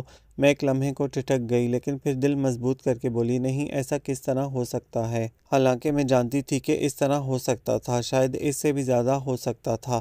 اسی لیے میں نے اسے منع کیا تھا واپس جانے سے۔ اس کے یہاں رہ جانے سے کون سا فرق پڑ جاتا؟ اور بھی بہت لوگ ہیں وہاں لڑنے کے لیے، میں غصے میں کہہ رہی تھی۔ اس سے پہلے سنا ہی تھا، لیکن اب دیکھ بھی لیا کہ محبت واقعی خود غرض ہوتی ہے۔ شانی نے مجھے گھورا۔ تم اسے خود غرضی کہو یا کچھ اور، میں نے اپنی بات ادھوری چھوڑ دی۔ خود مجھے بھی احساس تھا کہ میں خود غرضی کا ثبوت دے رہی ہوں، لیکن میں بے بس تھی۔ اگلے دن موقع پا کر میں نے امی جان کو اکرمہ کے متعلق سب کچھ بتا دیا۔ غور و فکر کی کچھ لکیریں امی جان کی پیشانی پر نمودار ہوئیں۔ تم نے اچھی طرح سوچ سمجھ کر یہ فیصلہ کیا ہے جی امی جان، میں نے اچھی طرح سوچ لیا ہے، میں نے فیصلہ کن لہجے میں کہا۔ اچھا، میں تمہارے ابو سے بات کروں گی۔ میں نے خوشی خوشی شانی کو سب بات بتائی۔ رات کے کھانے کے بعد ابو کے سامنے پیشی کا آرڈر مل گیا۔ قسم سے شانی، جب ابو جان کھانے کے بعد بلواتے ہیں تو میری جان ہی نکل جاتی ہے۔ میں بولی، بچپن میں ایسے آرڈر کا مطلب حساب پڑھانا اور ذرا بڑے ہوئے تو کسی ایڈیٹوریل پر تبصرہ اور ریویو لکھوانا ہوتا تھا، لیکن نہ تو یہ تمہارا بچپن ہے کہ وہ تمہیں حساب پڑھانے کے لیے بلائیں، اور نہ یہاں انگریزی اخبار آتے ہیں کہ تمہیں کوئی ایڈیٹوریل پر تبصرہ لکھنا پڑے۔ اس وقت وہ تمہیں غالباً اکرما کے سلسلے میں بلا رہے ہیں۔ تم آؤ گی نا میرے ساتھ؟ میں نے پرامید لہجے میں پوچھا۔ جی نہیں، میں تمہارے ساتھ بالکل نہیں آؤں گی، اس نے اطمینان سے انکار کر دیا۔ البتہ تمہاری سلامتی کے ساتھ واپسی کی دعا ضرور کروں گی۔ میں جلال تو پڑھتے ہوئے ابو جان کے کمرے میں آ گئی۔ مجھے یقین تھا کہ امی جان میری طرفداری ضرور کریں گی، اس لیے میں رضائی میں امی کے بالکل قریب گھس کر بیٹھ گئی۔ آپ کی امی نے مجھ سے بات کی تھی، ابو جان نے گفتگو کا آغاز کیا۔ آپ کو معلوم ہے اس میں کتنا رسک ہے؟ جی ابو جان، میں اپنا کیس لڑنے کے لیے تیار ہو گئی، لیکن رسک تو ہر جگہ ہے، گھر میں چولہے کے سامنے، سڑک پر رواں دواں ٹریفک کے درمیان، پہاڑوں میں ارد گرد موجود ہزاروں فٹ گہری کھائیوں کے ساتھ چلتے ہوئے۔ ابو نے سگریٹ کا ایک طویل کش لیا۔ آپ نے مجھے آزمائش میں مبتلا کر دیا ہے، آپ کے لیے اور بھی بہت سے پروپوزل ہیں۔ نہیں ابو جی، میں نے آہستہ سے کہا، آپ ان کے متعلق مت سوچیں، آج کل وہ کہاں ہوتا ہے؟ مقبوضہ کشمیر میں۔ یہاں کب آئے گا؟ بہت جلد۔ میرے لہجے میں یقین تھا، لیکن میں جانتی تھی کہ محض یقین میرے والدین کے لیے کافی نہیں ہے۔ انہیں میرے لیے جو سیکیورٹیز درکار تھیں وہ اکرما انہیں نہیں دے سکتا تھا۔ اس کے باوجود بھی اگر امی ابو اس رشتے پر راضی ہو جاتے تو یہ میری خوش قسمتی اور ان کی عظمت ہی ہوتی۔ میں ابو جان کو مطمئن نہیں کر سکی تھی، یہ میں جانتی تھی، اس لیے میں نے پرامید نگاہوں سے امی جان کو دیکھا۔ امی جو ہر مشکل وقت میں اولاد کے کام آتی ہیں۔ آپ نے بھی 32 سال فوج کی نوکری کی ہے۔ میری پرامید نگاہوں کو دیکھتے ہوئے امی جان میری مدد کے لیے آ گئیں۔ ساری عمر FDL پر گزاری ہے، سرحد کے اس حصے میں تو یوں بھی سارا سال جھڑپیں ہوتی رہتی ہیں، کیا وہ رزق نہیں تھا؟ زندگی اور موت پر انسان کا اختیار کب ہوتا ہے؟ میں اس کے جہاد آزادی میں شامل ہونے کو برا نہیں سمجھتا، بلکہ یہ جذبہ تو قابل رشک اور قابل تقلید ہے۔ ابو جان بولے، لیکن میں یوں ایک دم سے بھی یہ فیصلہ نہیں کر سکتا، جو بھی فیصلہ ہو اس سے ملنے کے بعد ہی ہوگا۔ ابو جان تایا جان اس سے مل چکے ہیں۔ بھائی جان نے مجھ سے کوئی بات تو نہیں کی؟ کیا اسی سلسلے میں ملے تھے؟ نہیں، ابھی تک یہاں صرف شانی کو اس بات کا علم ہے۔ جب وہ مہاجرین کے ساتھ محافظ کے طور پر آیا تھا تب تایا جان اس سے ملے تھے۔ اچھا، ابو پرخیال انداز میں بولے، ٹھیک ہے اب آپ جا سکتی ہیں۔ میں ابو کے انداز گفتگو سے بالکل بھی یہ اندازہ نہ لگا سکی کہ وہ کس انداز میں سوچ رہے ہیں۔ ان کی سوچ ان کے چہرے پر کم ہی آتی تھی۔ اطمینان کی بات یہ تھی کہ ابو نے اس کے جہاد آزادی میں شامل ہونے کو قابل رشک اور قابل تقلید کہا تھا۔ اب میری صرف اور صرف یہ دعا تھی کہ وہ جلد از جلد یہاں آ جائے۔ شانی مجھے تسلی اور دلاسے دیتی رہتی تھی۔ تایا جان سے ابو کو اوکے رپورٹ مل چکی تھی، لیکن انہوں نے بھی اسی رسک کا ذکر کیا تھا جس کا ذکر پہلے ابو جان کر چکے تھے۔ ساری برادری اس کی آمد کی منتظر تھی، کیونکہ اب تک یہ بات سبھی کو معلوم ہو چکی تھی۔ اسی خوشی میں آپا جی کی تمام ناراضگی بھی دور ہو چکی تھی۔ میں اور شانی اس دن بھی وہیں بیٹھے باتیں کر رہے تھے۔ بہت سے پھل اور کافی کا تھرموس ہمارے قریب ہی موجود تھا۔ ابا جی بتا رہے تھے کہ 11 حریت پسند سری نگر جیل توڑ کر فرار ہو گئے ہیں۔ ہاں مجھے معلوم ہے، پرانی خبر ہے، میں نے بیزاری سے کہا۔ اس وقت مجھے صرف اور صرف اکرما کی ذات سے دلچسپی تھی۔ دنیا میں کیا ہو رہا ہے اس سے نہ مجھے دلچسپی تھی اور نہ اس کی پرواہ۔ چاچا جی کہہ رہے تھے کہ اس جمعرات کو تم لوگوں کو واپس چلے جانا ہے، صرف انہیں اور امی کو جانا ہے، مجھے نہیں۔ مان جائیں گے وہ؟ نہ ماننے والی کون سی بات ہے؟ میں آخر اپنے تایا کے گھر اپنی زمینوں پر ہوں، کسی غیر جگہ نہیں، اور پھر میں نے ان سے پہلے ہی کہہ دیا تھا کہ اگر مجھے یہ جگہ اچھی لگی تو میں یہیں رہ جاؤں گی۔ ارے جودت! شانی خوشی سے چیخ پڑی۔ اکرما بھائی! میں نے بھی سامنے چیری کے درختوں کے درمیان دیکھا، اکرما چلا آ رہا تھا۔ مجھے پتہ تھا تم ضرور آؤ گے، میں اسے دیکھ کر خوشی سے پاگل ہوئی جا رہی تھی۔ تم سے وعدہ جو کیا تھا، دیکھ لو جیل کی دیواریں توڑ کر تمہارے پاس چلا آیا۔ تم اکرما، میری آنکھوں میں آنسو آ گئے، اسی لیے منع کیا تھا تمہیں، دیکھو کتنے کمزور ہو گئے ہو۔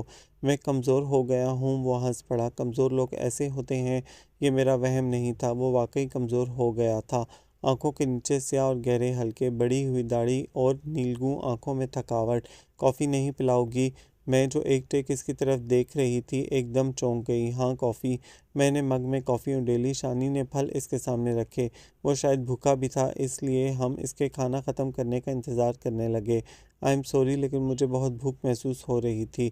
اس نے پھل کھانے کے بعد کافی کے مگ کی طرف ہاتھ بڑھایا۔ نہیں، کوئی بات نہیں، شانی بولی۔ اب میں چلتی ہوں، تم لوگ باتیں کرو، ابھی کسی کو کچھ مت بتانا، میں نے شانی سے کہا۔ وہ سر ہلا کر واپس مڑ گئی۔ کیا کرتی رہی اتنے دن؟ اس نے پوچھا۔ تمہیں یاد کرتی رہی، میں نے کہا۔ تمہارے پاس تو اتنی فرصت بھی نہیں ہوگی کہ مجھے یاد کرتے۔ بہت ناراض ہو مجھ سے؟ اگر تمہیں یاد نہ کرتا تو یہاں کیوں آتا؟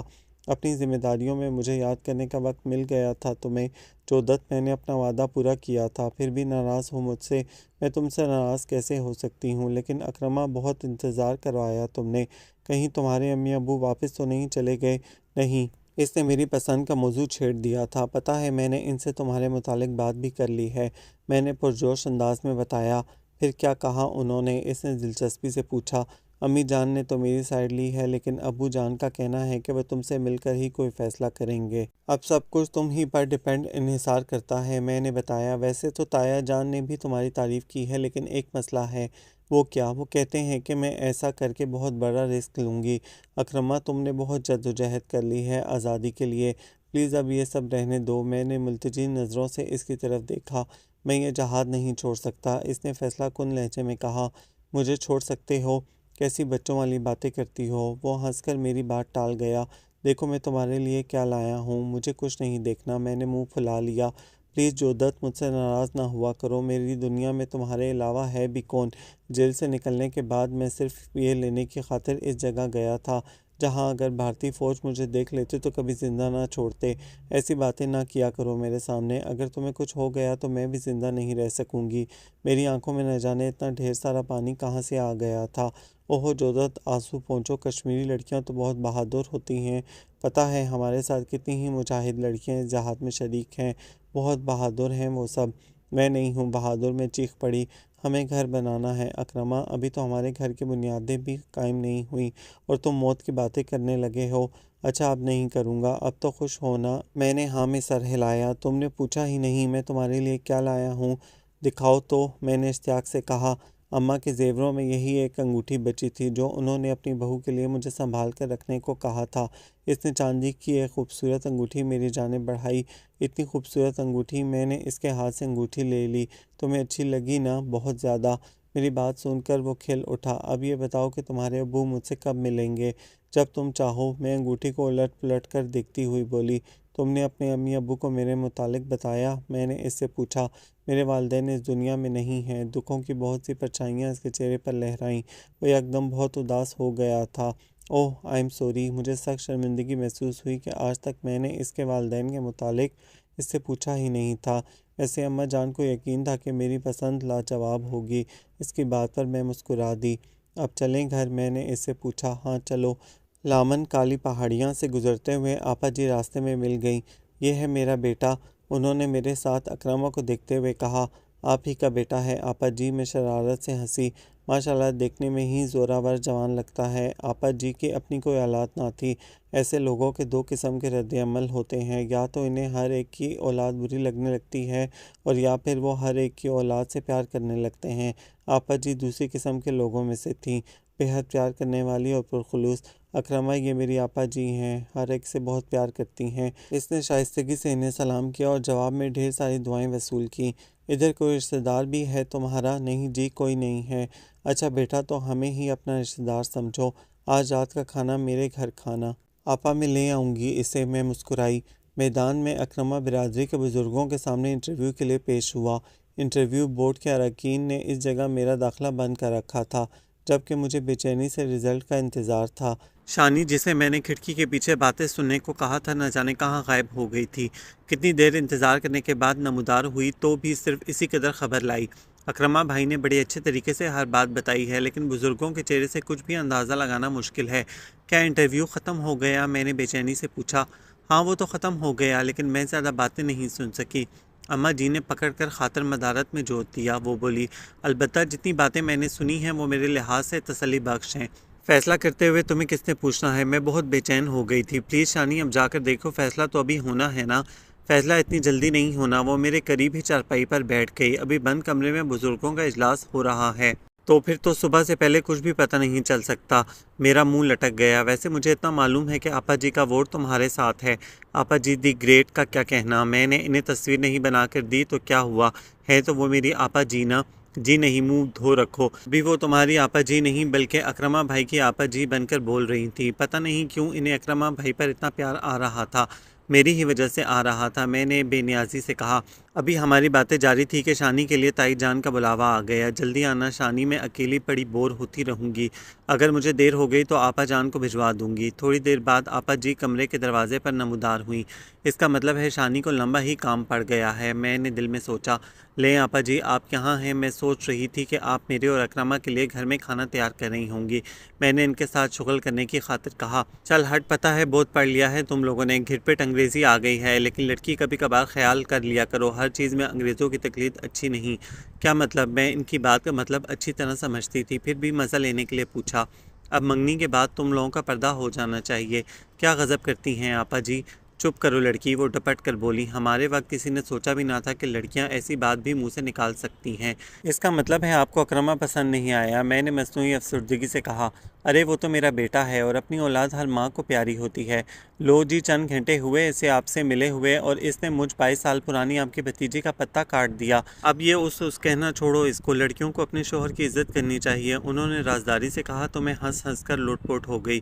اس میں پاگلوں کی طرح ہنسنے والی کون سی بات ہے؟ انہیں اپنی بات پر میرا یوں ہنسنا غالباً برا لگا تھا۔ آپا جی میں تو منگنی کو ترس رہی ہوں اور آپ نے لے کر اسے میرا شوہر بنا دیا، ابھی نہیں ہے تو بن جائے گا، تم کیوں فکر کرتی ہو؟ ہاں اگر بزرگوں نے اس کے حق میں فیصلہ دے دیا تو کیا میں بزرگ نہیں ہوں؟ آپا جی نے بگڑ کر کہا، میں نے جب کہہ دیا ہے تو کسی انکار کی گنجائش کیا ہے؟ واہ واہ آپا جی دی گریٹ، میں نعرہ مار کے ان سے لپٹ گئی۔ ارے ہٹو، بہت دیکھی ہے تمہاری محبت میں نے، میرے اخروٹ کے باغ کی تصویر تو بنائی نہیں، اپنا مطلب آیا تو آپا جی کو پیار کرنے لگیں۔ ارے آپا جی آپ حکم کریں، اخروٹ کے باغ کی تصویر کے بجائے سچ مچ کا باغ لگا دوں؟ پتہ ہے نا میں بہت پیار کرتی ہوں تم سے، اسی لیے مجھے تنگ کرتی ہو، انہوں نے مجھے پیار کیا، اب میں جاؤں اپنے بیٹے کے لیے کھانا تیار کروں، بیچارہ بھوکا ہوگا۔ آپا جی میرے لیے لوبیا اور ابلے چاول ضرور بنانے ہیں۔ میں نے پیچھے سے آواز لگائی، چپ کرو، تم نے نہیں آنا اس کے ساتھ۔ آپا جی کی بات سن کر میں ہنس پڑی۔ شانی سے کہنا جلدی آئے، میں نے اونچی آواز میں کہا۔ تھوڑی دیر بعد شانی اندر آئی، اس کے تیور پکار کر کہہ رہے تھے کہ اس کے پاس بہت سی خبریں ہیں۔ اتنی دیر ہو گئی، کہاں مر گئی تھی؟ میں نے اسے مکہ دکھایا۔ ماں بدولت کے ساتھ ادب سے بات کرو، اس نے اکڑ کر کہا اور چارپائی پر آلتی پالتی مار کے بیٹھ گئی۔ شکل دیکھی ہے ادب والی؟ میں نے اسے منہ چڑھایا، میرے علاوہ تمہیں کوئی اور یہ خبریں نہیں سنائے گا۔ اچھا اب بکو بھی، مجھ سے یہ بےہودہ قسم کا سسپنس برداشت نہیں ہوتا۔ دیکھ لو میں بغیر کسی معاوضے کے تمہیں یہ خبریں سنا کر حاتم تائی کی قبر پر لات مار رہی ہوں۔ اس نے ایسے کہا گویا سچ مچ ہی حاتم تائی کی قبر پر لات مار رہی ہو۔ خبر یہ ہے کہ مجھے تمہارے مستقبل کے بارے میں کچھ امید بن چلی ہے۔ ہیں؟ کیسے؟ مجھے بھی تو بتاؤ۔ میں جھٹ اس کے قریب ہو کر بیٹھ گئی۔ بات یہ ہے کہ اکرما بھائی چونکہ جیل سے فرار ہو کر آئے ہیں اور یوں بھی وہ تحریک آزادی میں کافی سرگرمی سے حصہ لے رہے ہیں، اس لیے مقبوضہ کشمیر میں تیزی سے ان کی تلاش جاری ہے۔ پھر یہ کہ فرنٹ نے انہیں کچھ عرصے کے لیے یہاں بھجوا دیا ہے یا دوسرے معنوں میں انڈر گراؤنڈ کر دیا ہے۔ اس نے بتایا اب ان کے ذمے مہاجروں، خاص طور پر پونچھ کی طرف سے آنے والے مہاجروں کی حفاظت ہے، اس لیے فی الحال وہ گوریلا جنگ نہیں کریں گے۔ میں نے اطمینان کا سانس لیا۔ تھینک گاڈ، اس کا مطلب ہے وہ فی الحال یہیں رہے گا۔ ہاں زیادہ تر یہیں، ویسے اور سرحدی علاقوں مظفرآباد، باغ وغیرہ بھی جانا ہوتا رہے گا۔ خیر باغ یہاں سے کتنی دور ہے، اور پھر یہاں بموں اور گولیوں کا خطرہ بھی تو نہیں ہے۔ میں نے شکر کا سانس لیا۔ اس دوران اکرما بھائی ہمارے گاؤں میں ہی رہائش رکھیں گے؟ اس کی یہ بات سن کر میں کھل اٹھی۔ اور پتہ ہے جوزت، ابھی تھوڑی دیر پہلے کیا ہوا؟ اماں جان نے مجھ سے کہا کہ اپنے بھائی کے لیے وضو کا پانی گرم کرنا۔ میں نے پانی گرم کر کے دے دیا۔ پہلے اماں اور پھر میرے منہ سے بھائی کا لفظ سن کر ان کی آنکھوں میں آنسو آ گئے، لیکن لمحوں میں ہی انہوں نے خود پر قابو پا لیا۔ میں نے گھبرا کے پوچھا کہ کیا ہوا، تو کہنے لگے کہ کچھ نہیں، بس شانی آج سے میری بہن ہے، اور پانی لے کر باہر چلے گئے۔ شاید اس لیے کہ اس کی کوئی بہن نہیں ہے۔ میں نے خیال ظاہر کیا، ہو سکتا ہے اس نے بھی تائید کی۔ ابھی ہم باتیں کر ہی رہے تھے کہ چھوٹا آ گیا۔ جودت باجی آپ کے لیے آپا جی نے چاول اور لوبیا بھجوایا ہے۔ آپا جی کو تم پر زیادہ پیار نہیں آنے لگا؟ شانی مصنوعی حیرت سے بولی، انہیں تو مجھ پر اکثر آتا ہے، اور اب میں ان کی بہو جو بننے لگی ہوں۔ میں ہنسی۔ ایسے جودت باجی اماں جی کہہ رہی تھی کہ آپ نے ان سے فرمائش کر دی ہوتی۔ ارے چھوٹے تم بچے ہو، عقل کے کچے ہو، یہ بات تمہاری سمجھ میں نہیں آئے گی۔ چھوٹا سا ہلاتا ہوا کمرے سے باہر چلا گیا۔ رات 2-2:30 بجے کے قریب بزرگوں کا خفیہ اجلاس اختتام پذیر ہوا اور سب اپنے اپنے کمروں میں آرام کرنے چلے گئے۔ مجھے ساری رات نیند نہیں آئی، گو کہ مجھ میں اکرمہ کے لیے سٹینڈ لینے کا حوصلہ تھا، لیکن میں کسی بھی صورت بزرگوں کو ناراض کرنا نہیں چاہتی تھی۔ میری ضد وہ مان تو لیتے، لیکن مجھے صرف ان کے اقرار کی نہیں، دل سے نکلی ہوئی دعاؤں کی ضرورت تھی۔ ساری رات کروٹیں بدلتے ہوئے کاٹی۔ صبح حسب معمول سب ناشتہ کرنے کے لیے کچن میں چولہے کے پاس ہی بیٹھے ہوئے تھے۔ تائی اماں سے پراٹھا لیتے ہوئے میں نے شانی کی طرف امید بھری نگاہوں سے دیکھا۔ اس نے کندھے اچکا کر اپنی لا علمی کا اظہار کر دیا۔ ناشتے کے بعد ہم کھیتوں کے قریب ہی چارپائیوں پر بیٹھ کر دھوپ سینکنے لگے۔ سب ادھر ادھر کی باتوں میں مصروف تھے جب اکرمہ پہاڑی پگڈنڈی سے نیچے اترتے دکھائی دیا۔ قریب آ کر اس نے ہر ایک کو سلام کیا، لیکن در حقیقت اس کی نگاہیں اتنے لوگوں میں مجھے ہی ڈھونڈ رہی تھیں۔ وہ بہت اچھا لگ رہا تھا، شلوار قمیص اور لوئی اس پر بہت سوٹ کر رہے تھے۔ بیٹھو بیٹا، تایا جان نے اپنے قریب اس کے لیے جگہ بنائی۔ بیٹھتے بیٹھتے اس نے میری جانب دیکھا، ہم دونوں مسکرا دیے۔ امی جان نے آنکھوں آنکھوں میں مجھے وہاں سے اٹھنے کا اشارہ کیا۔ سب باتیں میری غیر موجودگی میں ہوتی ہیں، میں نے سوچا اور اٹھ کھڑی ہوئی۔ چلتے چلتے چیری کے درختوں کے درمیان چشمے کے قریب پہنچ گئی۔ مجھے یقین تھا کہ اکرمہ یہیں آئے گا۔ تھوڑی دیر بعد شانی بھی وہیں آ گئی۔ مبارک ہو، سب مان گئے ہیں، اس نے مجھے خوشخبری سنائی۔ سچ مچ؟ میں خوشی سے چیخ اٹھی۔ جی جناب، بالکل سچ۔ وہ میرے قریب ہی بیٹھ گئی۔ کیا باتیں ہوئیں؟ میں نے بے چینی سے پوچھا۔ باتیں تو بہت سی ہوئیں، لیکن اصل بات یہ ہے کہ ابھی صرف منگنی ہوگی، شادی گرمیوں میں ہوگی۔ چلو شکر ہے سب مانے تو، مجھے تو یہ بھی فکر تھی کہ پتہ نہیں فیصلہ کیا ہوگا۔ میں نے سکون کا سانس لیا۔ ایک شرط عائد کی ہے بزرگوں نے۔ کیا؟ میں نے سوالیہ نگاہوں سے اس کی جانب دیکھا۔ وہ یہ کہ اگر شادی کے بعد بھی مقبوضہ کشمیر کے حالات بہتر نہ ہوئے تو تم لوگوں کی رہائش یہیں رہے گی۔ ہاں اکرمہ بھائی جہاد کے سلسلے میں چلے جائیں تو اور بات ہے۔ وہ مان گیا۔ ہاں، بلکہ آپا جان تو کہہ رہی تھی کہ وہ ان کے پاس کنڈیاری میں ہی رہے، لیکن اس نے کہا کہ وہ ان کے مکان کے پاس ایک چھوٹا سا مکان بنا لے گا۔ یہ کہا اس نے، میں تو خوشی سے پاگل ہو گئی۔ اس کا مطلب ہے اس کے سر سے لڑائی کا بھوت اتر چکا ہے، ورنہ وہ تو سری نگر میں چناروں کے بیچ گھر بنانے کا خواب دیکھ رہا تھا۔ چلو فرق کیا پڑا، سری نگر کے چنار نہ ہوئے جبھی سیدہ کے اخروٹ کے درخت ہو گئے۔ شانی بھی ہنس پڑی۔ خود سوچو شانی، بھلا گولیوں بموں کے درمیان بھی گھر قائم رہ سکتے ہیں؟ گھر تو ایسی پرسکون فضا میں ہونا چاہیے جیسے یہ جگہ ہے۔ ہاں، گھر گولیوں اور بموں میں قائم نہیں رہ سکتے۔ اکرمہ نہ جانے کب وہاں چلا آیا تھا، لیکن بعض اوقات گھروں کو درندوں سے محفوظ رکھنے کے لیے بھی ہتھیار اٹھانے پڑتے ہیں۔ جانتی ہو، جنگل میں کیمپنگ کرتے ہوئے خیمے کے گرد آگ جلا لی جاتی ہے، خیمے کو آگ لگانے کے لیے نہیں، اسے درندوں سے محفوظ رکھنے کے لیے۔ مجھے تمہاری یہ منطق سمجھ میں نہیں آتی، میں بولی۔ شکر کرو تمہاری اس قسم کی باتوں کے باوجود بھی ابو امی مان گئے ہیں۔ انہیں ماننا ہی تھا۔ وہ میرے قریب ہی گھاس پر بیٹھ گیا۔ آج شام مہندی کی رسم ہوگی، اور ہمارا گھر کب بنے گا؟ میں نے اشتیاق سے پوچھا۔ جب تم میرے گھر کی دہلیز عبور کرو گی۔ آپا جی کے گھر کے قریب بہت وسیع جگہ ہے، ہاں وہاں اچھا ریسٹ ہاؤس بن سکتا ہے۔ ریسٹ ہاؤس کیوں؟ میں نے اسے گھورا۔ بنی پھرتی ہو بہت بڑی صحافی، لیکن ہو بالکل بچی۔ جودت بہت ضدی ہے، شانی بولی۔ نہیں، کچھ زیادہ تو نہیں ہے، وہ مسکرایا۔ ویسے اکرمہ، میرے پاس ایک تجویز ہے۔ رات بھر کے غور و فکر کے بعد میں نے جو سوچا تھا اس سے مجھے امید ہو چلی تھی۔ کیا تجویز ہے تمہارے پاس؟ ہم دونوں مل کر قلم کے ذریعے جہاد کریں گے، اس بات پر زور دیں گے اس مسئلے کو عالمی سطح پر اٹھایا جائے۔ کیا ضروری ہے کہ جہاد صرف بندوق سے ہی کیا جائے؟ اچھی تجویز ہے۔ تم تو یوں بھی صحافی ہو، تمہیں اس سائٹ پر جہاد ضرور کرنا چاہیے، وہ بولا، اور تم بندوق سے ڈرتی بھی بہت ہو۔ پہلی بات تو یہ کہ میں نے یہ تجویز دونوں کے لیے دی تھی، اس لیے کہ میرے خیال میں قلم کی طاقت تلوار کی طاقت سے زیادہ ہوتی ہے۔ اس نے کہا لگایا۔ یہ فقرہ ڈیبیٹ میں استعمال کرنے کے لیے بہت موزوں ہے، کتابوں کی دنیا میں بھی اچھا لگتا ہے، لیکن یہ زندگی ہے جودت، تلخ زندگی۔ نکل آؤ ان کتابوں سے باہر۔ میں اس بات کو مکمل طور پر رد نہیں کرتا، لیکن اسے مکمل طور پر قبول بھی نہیں کر سکتا۔ ایک قلمکار کو ختم کرنے کے لیے صرف ایک گولی کی ضرورت ہوتی ہے، جو آج کل روٹی سے بھی کم قیمت میں مل جاتی ہے۔ پھر نہ قلم رہتا ہے اور نہ قلم پکڑنے والے ہاتھ۔ تم مبالغہ آرائی سے کام لے رہے ہو، میں نے منہ بنایا، اور میں تمہیں یہ بھی بتا دوں کہ میں بندوق، ریوالور وغیرہ سے نہیں ڈرتی، مجھے چلانے آتے ہیں یہ ہتھیار۔ اسلحے کے استعمال کے خلاف ہونے کا یہ مطلب نہیں کہ میں ان سے ڈرتی ہوں، میں انسانوں سے محبت کرتی ہوں۔ میں خود اس اسلحے کا مخالف ہوں جو تخریب کار آزاد ملک کے پرسکون اور ہنستے بستے لوگوں میں دہشت پھیلانے کے لیے استعمال کرتے ہیں، لیکن آزادی کے حصول کی خاطر اسلحہ اٹھانے کو میں جائز سمجھتا ہوں۔ تم کچھ بھی کہو، میں تمہاری اس منطق کی قائل نہیں ہو سکتی۔ تم دونوں میں اس ضد کی وجہ سے لڑائی ہو جائے گی۔ شانی نے خدشہ ظاہر کیا۔ میں نہیں لڑتی کسی سے، یہی چھوٹی سی بات نہیں سمجھتا۔ میں نے ناراض ہو کر منہ پھلا لیا۔ اکرمہ بھائی، مجھے تو آپ پر ترس آ رہا ہے۔ اکلوتی بیٹی ہونے کی وجہ سے اس کے بہت لاڈ اٹھائے جاتے ہیں، یہ ضد کر کے اپنی ہر بات منوا لیتی ہے، شانی نے کہا۔ ترسی کھانا ہے تو مجھ پر کھاؤ، محبت بھی کی تو کس سے؟ نہیں شانی، اسے ناراض مت کیا کرو۔ میرے لبوں پر مسکراہٹ دوڑ گئی تو وہ ایک دم بولا، ناراض ہو کر اور بھیانک لگنے لگتی ہے۔ اکرمہ کے بچے کبھی ہوں گے وہ بھی، اس نے شرارت سے کہا تو میں بالکل ہی سرخ پڑ گئی۔ دفع ہو تم، میں نے نہیں بات کرنی تم سے۔ چپ بدتمیز، آپا جی نے سن لیا نا تو شامت آ جائے گی۔ شانی ہنس پڑی، اور پھر جب سورج پہاڑوں کے پیچھے چھپ رہا تھا اور جاتے سورج کی ہلکی کاسنی اور سنہری روشنی برفیلے پہاڑوں کی چوٹیوں پر اپنی الوداعی کرنیں بکھیر رہی تھیں، اکرمہ نے میری انگلی میں اپنی اماں کی نشانی چاندی کی خوبصورت انگوٹھی پہنا کر مجھے ہمیشہ کے لیے اپنانے کا وعدہ کر لیا۔ اس رات میں بستر پر لیٹی سوچ رہی تھی کہ خوشیوں کا کوئی کنارہ نہیں ہوتا، یہ تو آکاش کی طرح وسیع اور دھرتی کی طرح پناہ دینے والی ہوتی ہیں، سمندر کی طرح ہوتی ہیں، جن کی سرحدیں کسی دور دیس میں ہماری نگاہوں سے اوجھل ہوتی ہیں۔ جب میں نے پہلی مرتبہ اپنے دل کو اکرمہ کے لیے دھڑکتا محسوس کیا تھا تو خوف کا ایک کانٹا بار بار چبھ رہا تھا کہ کیا خبر اکرمہ ایسا محسوس نہ کرتا ہو۔ پھر اس نے اظہار کر دیا تو سب خدشے دھل گئے۔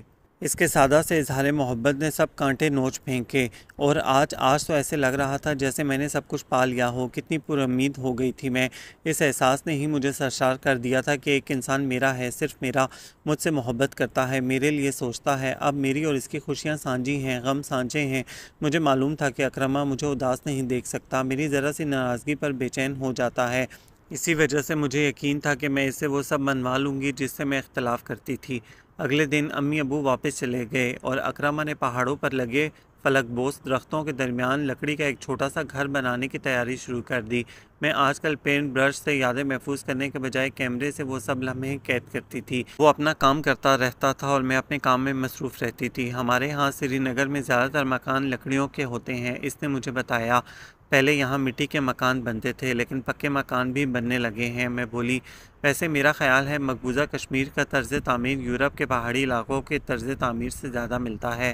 ہاں کسی حد تک یہ ویسا ہی ہے، اس نے میری تائید کی۔ تم کب تک یہ گھر مکمل کر لو گے؟ اگر درمیان میں فرنٹ کی طرف سے کوئی ایسا کام نہ ملا کہ مجھے یہاں سے زیادہ دن دور رہنا پڑا تو جلد ہی بنا لوں گا۔ یوں بھی گاؤں والے بہت ساتھ دے رہے ہیں، فارغ اوقات میں مدد کرنے آ جاتے ہیں۔ تم اب کہیں نہیں جانا؟ میں نے ملتجی نگاہوں سے اسے دیکھا۔ وہ ہنس پڑا، مجھے باندھ کر اپنی نگاہوں کے سامنے رکھو گی؟ تم میری کوئی بات نہیں مانتے؟ اچھا ناراض مت ہونا، میں نے تو کل تمہارے ساتھ کہیں پکنک پر جانا ہے۔ کہاں؟ میرا بگڑا موڈ ایک دم ٹھیک ہو گیا۔ چڑی کوٹ سے مقبوضہ کشمیر میں واقع پونچھ شہر کا نظارہ بہت خوبصورت لگتا ہے، تم پینٹ بھی کر سکو گی، اس نے کہا۔ ویری گڈ، یہ ہوئی نا بات، میں کھل اٹھی۔ شانی، آپا جی اور چھوٹے سے کہنا وہ بھی چلے۔ ٹھیک، میں خوشی سے بولی، بہت مزہ آئے گا۔ اور اب آپا جی کے اخروٹوں کے باغ کی پینٹنگ بھی بنا ہی دو۔ او ہاں، میں ہنس پڑی، چڑی کوٹ سے آ کر ضرور بناؤں گی، لیکن ابھی تو یہ بتاؤ کہ میں کل کپڑے کون سے پہنوں؟ تم پر ہر کپڑا ہر رنگ بہترین لگتا ہے، تم نہیں بتاؤ گے؟ یہیں جینز ٹھیک رہے گی۔ پکنک پر میں جینز میں جاؤں گی؟ یہ جلو پارک کی پکنک نہیں ہے، پہاڑی علاقہ ہے یہ، اور ظاہر ہے تم زرق برق لباس کے ساتھ جوگرز پہن کر تو جانے سے رہیں۔ ہاں یہ تو ہے، میرا منہ لٹک گیا۔ میرے سامان میں موجود باقی جوتے یوں ہی بیکار پڑے تھے کیونکہ مجھ سے ان میں چلنا مشکل تھا۔ کل بھی یہی جینز چلے گی۔ شانی سمیت سب کزنز پکنک پر جانے کے لیے فوراً تیار ہو گئے۔ آپا جی نے البتہ انکار کر دیا۔ بیٹا، مجھ بڈھی کو کہاں گھسیٹتے پھرو گے اپنے ساتھ؟ تم سب مل کر جاؤ اور واپس آ کر مجھے بتانا کہ پکنک کیسی رہی۔ آپا جی، اکرمہ کہاں ہے؟ اندر کمرے میں ہے۔ میں اندر جانے لگی تو پیچھے سے ان کی آواز آئی، جودت میری بات سنتی جانا۔ جی، میں پلٹ آئی۔ ادھر بیٹھو اور غور سے میری بات سنو۔ انہوں نے چارپائی پر اپنے قریب میرے لیے جگہ بنائی۔ یہ ہر وقت تم دونوں کا اکٹھے رہنا ٹھیک نہیں ہے۔ ہر وقت کب اکٹھے رہتے ہیں ہم؟ صبح سے یہ وقت آ گیا ہے، لیکن اس سے تمہاری باتیں ختم نہیں ہوتی۔ میری جان شادی سے پہلے ہی اگر لڑکی مرد سے فری ہو جائے تو اس کے دل سے اتر جاتی ہے، شادی کے دن روپ بھی نہیں آتا۔ آپا جی کی بات سن کر میں نے کہا لگایا، مجھے پتا ہے اب ہم سب بزرگ بیوقوف ہو گئے ہیں۔ وہ مجھ سے ناراض ہو گئیں۔ ارے نہیں میری اچھی آپا، یہ بات تو نہیں ہے۔ میں نے ان کے گلے میں باہیں ڈال دیں۔ اصل میں تو میں یہ سوچ رہی تھی کہ وہ سارا دن آپ کے باغ میں لکڑیاں توڑتا جڑتا رہتا ہے، میں باغ کی تصویر کس وقت بناؤں؟ تم کون سا میری بات مان لو گی؟ آخر کل بھی تو پکنک پر اس کے ساتھ جا ہی رہی ہو، تو کیا حرج ہے میرے لیے تصویر بنا دینے میں؟ آپا جی کی سادہ لوہی سے کی ہوئی بات پر میں ہنس پڑی۔ ایسا کریں آپا، اپنے بیٹے سے پوچھ لیں اسے کھانے میں کیا پسند ہے، میں کل اس کی پسند کی چیزیں بنا کر لے جاؤں گی۔ تم جو اتنی گپیں لگاتی ہو اس سے، تو کیا آج تک یہ بھی نہیں پوچھا کہ اسے کھانے میں کیا پسند ہے؟ ہم اور باتیں کرتے ہیں۔ اچھا، پوچھ لوں گی میں اس سے۔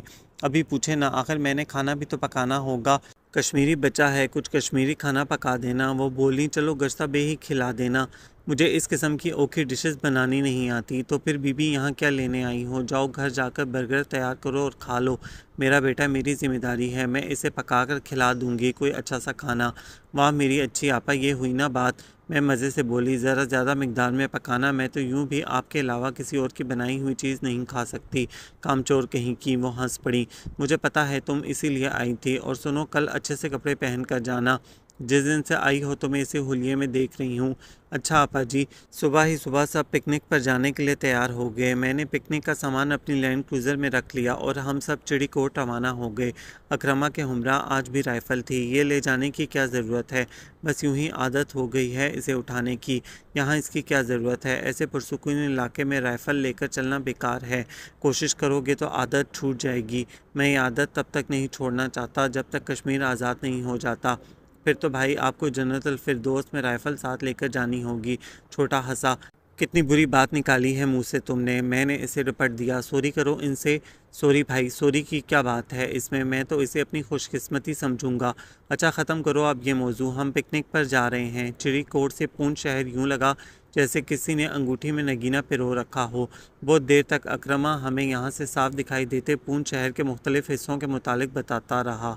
اتنے حسین منظر کو میں نے انتہائی فراخ دلی سے اپنے کیمرے میں محفوظ کیا۔ اکرمہ میرا پینٹنگ کا سامان اٹھا لایا، یہاں سے پونچھ شہر کی تصویر کشی کر کے تصویر مجھے گفٹ کر دینا، اس نے پہلی مرتبہ مجھ سے فرمائش کی تھی۔ میں لینڈسکیپ ایزل کے اوپر کینوس رکھ کر کام میں مشغول ہو گئی۔ جودت مجھے تھوڑا سا کام ہے، میں ابھی آتا ہوں، اس نے کہا، جلدی آنا۔ میں رنگوں اور کینوس کے ساتھ الجھتی رہی، پھر شام کے سائے گہرے ہونے لگے، اکرمہ اب تک نہیں آیا تھا، پتہ نہیں کہاں چلا گیا۔ میں نے پریشانی سے کہا، آ جائیں گے، بچے تو نہیں ہیں کہ گم ہو جائیں۔ شانی مجھے تسلی دیتی رہی، سردی بڑھ رہی تھی اور اس کا دور دور تک نام و نشان نہیں تھا۔ میں نے کہا بھی تھا کہ جلدی آنا، ہو سکتا ہے کوئی کام پڑ گیا ہو۔ شانی نے خیال ظاہر کیا، وہ یہاں کام نپٹانے نہیں پکنک منانے آیا تھا۔ رات تقریباً 8 بجے اس کی واپسی ہوئی، تب تک میری پریشانی بہت بڑھ چکی تھی۔ کہاں رہ گئے تھے؟ میں نے اسے دیکھ کر سکون کا سانس لیا۔ آئی ایم سوری جودت، میرا خیال تھا میں جلدی آ جاؤں گا، لیکن خیریت تھی نا؟ میں نے بات کاٹی۔ ہاں سب خیریت تھی، اس نے مجھے تسلی دی، اصل میں مجھے مہاجروں کو ان کے ایک کیمپ میں پہنچانا تھا۔ اچھا تو پکنک محض بہانہ تھا، اب مجھے اس کی فراخ دلانہ آفر کی سمجھ آئی، اگر کام ہی کرنا تھا تو یہ بہانہ کرنے کی کیا ضرورت تھی؟ پتہ ہے میں کتنی پریشان تھی، پتہ ہے، اسی لیے تو کام جلدی مکمل کر کے فوراً آیا ہوں۔ اچھا جودت، اب کوئی ضد اور کوئی ناراضگی نہیں؟ شانی نے ہم دونوں کے درمیان صلح کرائی، میں بھی کب زیادہ دیر اس سے ناراض رہ سکتی تھی، اور پھر یہ اس کا معمول بن گیا، کبھی چناری چکوٹھی پکنک کا پروگرام بناتا اور مجھے پینٹنگ کرتا چھوڑ کر نہ جانے کہاں چلا جاتا، کبھی قاضی ناگ نون بنگلہ اور کبھی نوسیری۔ یوں بھی سب کزنز کو اسکول کالجوں سے چھٹیاں تھیں، اس لیے سبھی بہت شوق سے پکنک منانے چل پڑتے تھے۔ پھر جب وہ کام کا کہہ کر غائب ہو جاتا تھا تو مجھے بہت غصہ آتا تھا۔ فرنٹ تو میری سوکن بن گیا ہے، میں غصے میں شانی سے کہتی، سوکن وہ نہیں تم بن رہی ہو۔ وہ ہنسی، فرنٹ اکرمہ بھائی کی پہلی بیوی ہے، ہمارا گھر تکمیل کے آخری مراحل میں تھا، اور روز اول کی طرح آج بھی ہم دونوں کے درمیان اختلافی پہلو موجود تھے، لیکن تمام اختلاف کے باوجود بھی ہم ایک دوسرے کو ناراض نہیں کر سکتے تھے، یا یہ کہنا مناسب ہوگا کہ میں جو اس سے بات بے بات ناراض ہو جاتی تھی، لڑ پڑتی تھی، وہ فوراً ہی مجھے منا لیتا تھا۔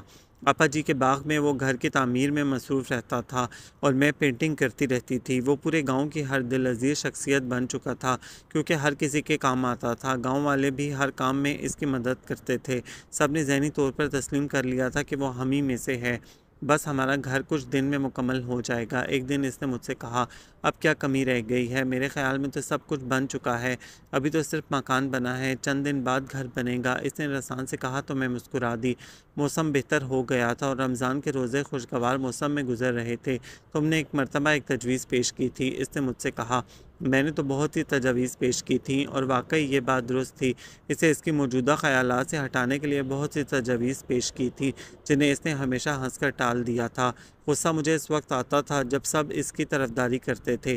میں قلم کے فرنٹ پر جہاد کرنے والی تجویز کے متعلق کہہ رہا ہوں۔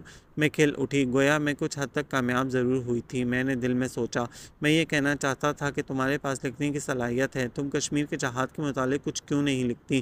صرف میں، ظاہر ہے میں تو صحافی نہیں ہوں، بن تو سکتے ہو، یا صحافی بن سکتا تھا یا سپاہی، اب سپاہی بن چکا ہوں، یوں بھی سو پرس ہے پیشہ آپا سپہ گری۔ اگر تم یہ بات اس خیال سے کہہ رہے ہو کہ میں تمہارے خیالات کی تائید میں کچھ لکھوں گی تو ایسا نہیں ہوگا۔ اچھا، آج میں تمہیں بہت کچھ بتاؤں گا، پھر تم خود فیصلہ کرنا کہ تمہیں اس جہاد کی تائید کرنی چاہیے یا نہیں۔ ٹھیک ہے، آج میں نے بھی اسے قائل کرنے کا فیصلہ کر لیا تھا۔ یوں بھی ایسا کب تک چل سکتا تھا؟ ہم چلتے چلتے ایک درخت کے تنے پر بیٹھ گئے۔ یہ بتاؤ کہ تمہاری تنظیم کس قسم کی حکومت بنانا چاہتی ہے؟ پہلی بات تو یہ کہ اس وقت کوئی تنظیم الگ نہیں ہے، کیونکہ ہر تنظیم کا پہلا مقصد غاصب ہندوؤں کو اپنے وطن سے نکالنا ہے۔ حکومت سازی اور کشمیر کے مستقبل کے بارے میں ہماری رائے کی اس وقت تک اہمیت نہیں ہے جب تک کشمیریوں کی اکثریت ویسے ہی نہ سوچتی ہو، کیونکہ کشمیر کے مستقبل کا فیصلہ کسی ایک شخص نے نہیں، سب کشمیریوں نے کرنا ہے۔ میرے خیال میں اسلحے کے بل پر تم لوگوں کا آزادی حاصل کرنا ناممکن ہے۔ آج تک کسی قوم نے اس طرح آزادی حاصل نہیں کی۔ انڈونیشیا اور الجزائر کے متعلق کیا خیال ہے؟ انہوں نے آزادی مذاکرات کی میز پر نہیں، بندوق کی گولی سے حاصل کی تھی۔ یہ تم لوگوں کے اسلحہ رکھنے کے لیے کوئی معقول جواز تو نہ ہوا، اور ادھر کے لیے تو شاید کوئی جواز مل بھی جائے، لیکن تم تو یہاں بھی رائفل لے کر چلتے ہو۔ آج تمہیں اسی رائفل کی کہانی سنانا چاہتا ہوں میں، وہ بولا، اور یہ بتانا چاہتا ہوں کہ کشمیریوں نے اسلحہ کیوں اٹھایا۔ ایک لمحے کے توقف کے بعد وہ بولا، بہت پہلے ہر عام انسان کی طرح میرے ماں باپ نے بھی ایک چھوٹے سے گھر کی بنیاد رکھی تھی، سری نگر میں چناروں کے درمیان، ایک ایسے گھر میں جہاں خوشیاں رقص کرتی تھیں۔ گھر تو ایسا ہی ہوتا ہے نا، لیکن قدرت کو کچھ اور ہی منظور تھا۔ حالات تو پہلے بھی خراب تھے، لیکن بھوک، غربت اور افلاس کی چکی میں پسنے والوں نے شاید اسے اپنا مقدر سمجھ کے قبول کر لیا تھا۔ ایسے میں بھی کبھی کبھار کوئی سرپھرے اپنی تقدیر بدلنے کے لیے اٹھ کھڑے ہوتے تھے۔ وہ اس سوال کا جواب مانگتے تھے کہ صدیوں سے ہمارے مقدر کو گہن کیوں لگا ہوا ہے۔ اس کا جواب کسی غاصب کے پاس نہ تھا۔ وہ سرپھرے بھی جانتے تھے کہ آج کے دور میں مومن بے تیغ نہیں لڑ سکتا، اس کے باوجود بھی ان کے حوصلے پست نہ ہوتے تھے۔ بھارت نے مختلف موقعوں پر کشمیریوں کے حق خود ارادیت کو تسلیم کیا تھا، لیکن اتنے سال گزر جانے کے بعد وہ اسے اپنا اٹوٹ انگ کہنے لگے تھے۔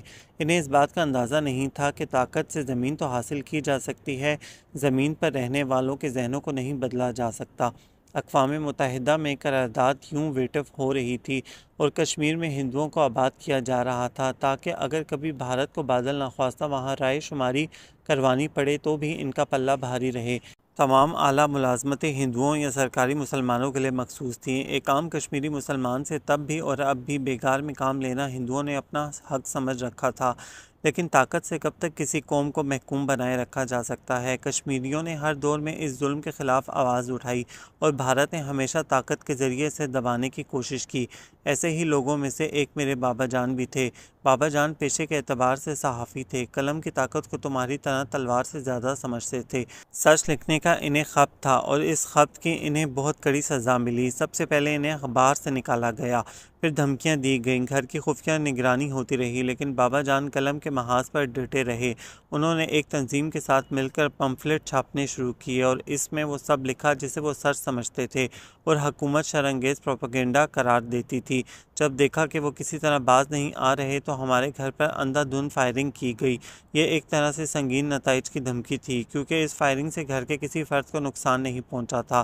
یہ وہ وقت تھا جب بابا نے قلم کے ساتھ ساتھ بندوق بھی اٹھا لی، لیکن تب تک بہت دیر ہو چکی تھی۔ ان کے قلم سے خائف رہنے والے دشمن نے انہیں بہت برداشت کر لیا تھا، انہیں راہ سے ہٹانا ان کے لیے ضروری ہو گیا تھا۔ پھر دشمن نے اس گولی کا وار کیا جس پر میرے بابا کا نام رقم تھا، اور اس ایک گولی نے انہیں ختم کر ڈالا۔